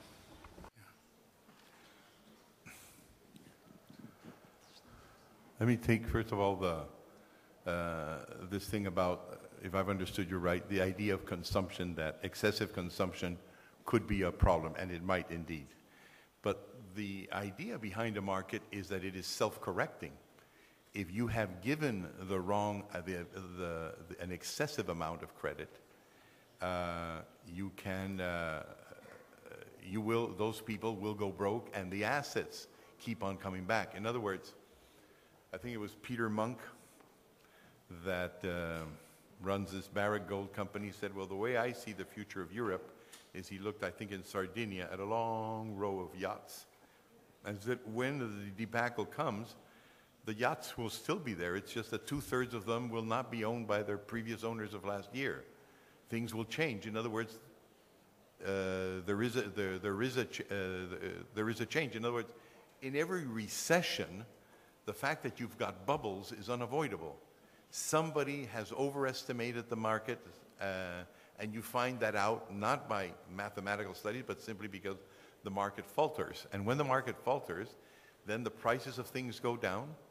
Then capitalists get organized in what they call vulture teams and go out and buy as much as they can cheap. That's the way the market cruelly works. What's happened now is that people aren't doing the buying. So something else is wrong, because the venture capitalists and the vulture teams should have already corrected what was only a 7% failure of the subprime market. So obviously there is an element of distrust, not only in the 7%, but there's an element of distrust in absolutely all the numbers and figures. Otherwise you can't explain why people are not buying and selling at this moment. So if people have overconsumed, if credit has been given much too liberally, which is true, we're still missing the type of information that lets you know how and where to navigate. It's obvious that whatever information we're receiving about where to know, it isn't being trusted, and that's why to me the problem of overconsumption and all these things are easy to correct when people are able to break and understand why. The thing is, for the moment, we don't have an idea of why credit is being cut back and where the failures are.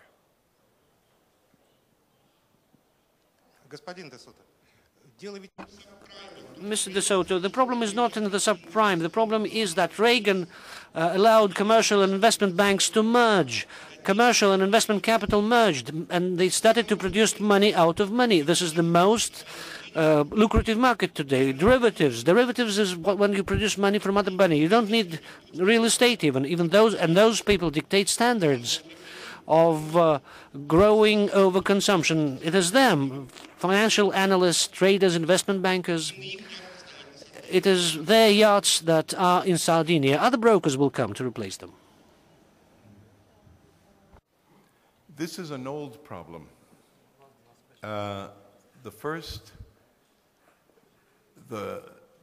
time I heard about it being managed in a way that one could put one's arms around it or understand it or grasp it was actually in some of the early speeches at the beginning of the 19th century by Thomas Jefferson, when he had been already been President of the United States, and he declared in a series of statements, some of which were published letters, that the worst thing that could happen to a country is to get fictitious capital. Now, he made that declaration about 1819, when Marx was 1 year old. Later on, Marx writes a lot about fictitious capital. And it's attributed to him, but they were pretty much both on the same terms. The general idea being this: everything that you have has got a potential. And as Aristotle said, the potential of anything is bigger than its actuality. Everything has got potential. Oil, which didn't look useful 200 years ago, is extremely useful today. Uranium is extremely useful today. Telephones are really useful, etc. There's potential. So the question is, how do you create an instrument that captures the value of something or the expectation of a value of something? Where is that captured? And the reply to that is it's a piece of paper that declares the property over that expectation. And so what both Marx at that time, later on, and Jefferson at that time said, the real dangers is that capitalism has an incredible tendency to create paper that is not backed up by property or something real. And this was reaffirmed again by John Kenneth Galbraith, who wrote probably the best, or at least one of the most complete books on the recession of the 1930s, where he said, every recession that I have studied indicates, no matter how you read it, that there is a divorce between the financial instruments that purport to be linked to a mortgage, a house, or whatever it is, and the value of the financial paper. So you are right in the sense that maybe there are certain institutions that you shouldn't create. But at the end, what you do want is one way or another to know, since these are such complex markets, is if paper is there to represent something that you can measure. Let me go back into this because I think you've touched a very important project.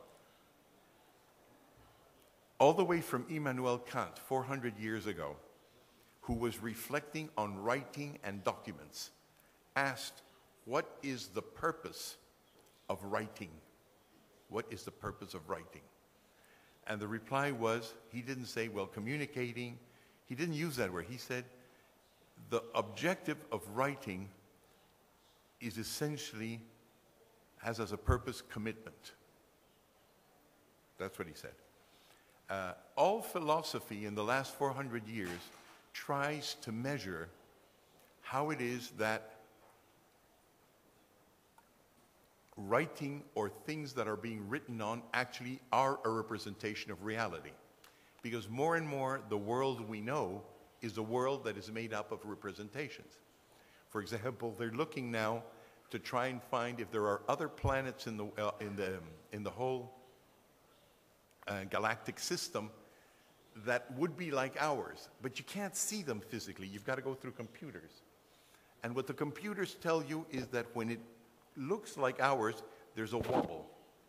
And that wobble is basically the indication or the representation of something that's real. In other words, most of the reality that we capture is a reality that is captured through representations or semiotics, or numbers or words. So it's extremely important that whatever we have that purports to represent something be done with exactness. And that's why we set up standards. The reason the property system got ahead in the 19th century and into the 20th above everything is because it started saying we can't have a system of different titles in every country. It's got to be standard. Because if it isn't standard, how can we compare one thing with another? How can we measure one thing with another? So the whole thing is, how do you use words to understand reality and to capture things that you cannot? Helen Keller, just to bring in from another side, do you remember the little girl who was blind and deaf and was taught by Anne Sullivan how the fact that she couldn't see signs, she could at least hear them. And no, she couldn't hear them. She couldn't hear them, see them. How were they transmitted to her? Anne Sullivan used Braille on one hand to write words on one hand, while on the other one they put water, and they had water pouring on the other hand. And then one beautiful day, I don't know if she was 7 years old or something like that, she equated the water with the word. And therefore she learned about reality through words. And many years later, somebody asked her, what was it like thinking when you didn't know about words? Now you do, because she wrote in Braille and she became a famous author. And her reply is, there is no such thing as a wordless thought. There is no such thing as a wordless thought. All right? Now, here's the thing. Words are what tell you what's happening, and they're very hard to deal with. And that's the phenomenon that you get, for example, of somebody who says, have you gone to university? He said, yeah, I suppose I was at university. I saw the buildings, I saw the classrooms, I saw the gymnasium, I saw the pretty girls, I saw the lawns, I saw the football field, but hey, where's the university? Or the person who says, have you seen the orchestra? Orchestra? I saw the banjo, I saw the drums, I saw the saxophone, but where's the orchestra? Words have got to be extremely precise about everything. And just about everything we do, the pharmaceutical industry, every word is there to make sure that there is no way to get around it. That's all we do. Our law courts are full of that. Do you know that the word fact today means a statement of principle that is standardized, that can be measured and tested for truth in any court? 100 years ago, you look up the word fact and it says something that was done. It's a deed. Did you have wine? Yes, it's a fact. That's all it was. Today, it's something that you can prove. And all I'm saying is that in the financial world, okay, Helen Keller would disapprove of the financial system because the financial system doesn't tell you what's behind every piece of paper. And therefore, when you say that banks or hedge funds or the others shouldn't have had these authorizations, the reply is yes, but first of all, I would like to know the quality of the deed and of the paper to understand if it's a good institution or not. What is obviously clear today is that when you see a piece of derivative paper, it doesn't tell you the truth.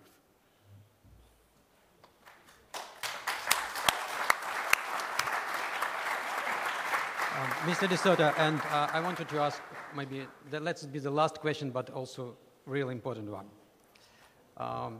We all understand that, I think that without property rights, there is no chance that investor will come to invest in your country. The other very important question of the investor said, okay, you have the property rights, you have the registration system, it's good. Like, for example, in Russia right now, the government spending more than $100 million to creating one of the best systems of registration in the world. We already have more than 50 million records of the land cadastre, and it's all be electronically online, and I think in 2 years they completed it. The second question, what about the laws? And we can say today, in Russia, for example, you know what? You have very good laws. It's according to international standards. It's good. But we don't still have a lot of investors in Russia, from my point of view. Having such potential, I just want to remind you, Russia have 1/5 of the land of the earth. So, what's the problem? And the problem is, like our past president, Mr. Medvedev, said, you know what? In Russia, laws are not working sometimes. So the question is, if you don't have maybe really transparent, very independent court system, it can be really a problem. So can you a little bit tell us about, from the point of correlation and relation, and your maybe advices from the point of property systems, power, court systems, and investment opportunities? I know it's a complicated, big question, but it's very important. I want to ask your personal opinion. Thank you. Well, obviously, how you make laws and how you make decisions is very important, and there's no big formula. Because at the end, laws are made by people. So let me give you an idea of how I repeat, again, to keep the enemies in one place, we Peruvians make law compared to, say, Americans. We elect all our Congress on the basis of party lists. It isn't like in the United States or in Britain that you belong to a party, but you also belong to a particular district. No, you have to be in a list. So basically, you serve your candidate. You don't serve the specific place that you're coming from. Secondly, they get elected every 2 years. We get elected every 5 years, and so there's a longer time. Third, every congressman I know in the United States, because he gets elected every 2 years, goes back all the weekends. Those that are in Washington go back to California to stay in touch with their people. And they've got 12 staffers, which allow them then, 12 staffers in Washington, allow them to pick up what's going on so that they actually represent the reality versus something else. When they produce a law, they don't produce a law out of the blue, like we do. I mean, we go to Norway and we say they have a beautiful law. I mean, the first law I remember the Peruvians copied was the one of Zurich, where traffic worked so well that we literally translated the driving regulation from Schweizerdeutsch into Spanish, and we're still killing each other like the blazes. But it wasn't that. What was interesting about the law in Switzerland was that they had there were Landsgemeinde systems, there were Vernehmlassungs, there were referendums. The law was actually negotiated between the people and government. Moreover, the police had to make a special system of self-control between the insurance companies and themselves. So everything was set up in such a way that the law was always testable. In the case of the United States, before the law comes into place, they got to be subjected to comment and notice periods. In other words, you put it out, everybody has a right to comment, And it's only when the notices are finished that you've got a law. They've got an office that controls the government as well, the legislative power, which is called the Office of Management and Budget, the purpose of which is to analyze the cost-benefit of any law to make sure that the law is tested. Laws are then also enacted in such a way that they're sunset laws, so that if the law doesn't work, it automatically captures. It doesn't just get carried by inertia. In Japan, it always looks like the Diet does everything, but the Diet delegates into organizations that are called shingikais. And the shingikais organizations take 150 to 200 people to formulate the law from civil society. FIABCI would be invited, the constructors would be invited, everybody would be invited. And every day at 7 o'clock, they hold a press conference with a press agency that is a room the size of this one with 40 publications at the same time. Look, I could go on and on, but everything that characterizes a developed country is no arbitrary power to pass a law. Laws are tested, and they're tested with time, and they've got to be transparent. The reason you can't give these formulas as a general formula is because all of these developed countries have different ways to do it. So even if you look at the elections and you say we have to do the Swiss way, well, then you have to be prepared to have 7 presidents at the same time, because that's what the Swiss have. They take turns saying I'm president, but they have 7 at the same time. The British have these systems that they call surgery, whereby they go back to their constituents to find out how laws are affecting them or not affecting them. The Americans all of a sudden elect by majority one guy to be president, and because of an electoral college, he's not president, and then you decide whether there's a basis for recalculating the results depending on how many little papers with a piece of hole called chads in Florida are for one guy or the other, and on the basis of that, it is the Supreme Court who decides. There isn't one that looks like the other. Therefore, but the reply is all politicians are subjected to very strict norms of behavior that ensure that any citizen can stop them if they're doing something wrong. Thank you so much, Mr. Soto. On behalf of all the participants of the World Congress, we really thank you for your excellent speech. Thank you so much.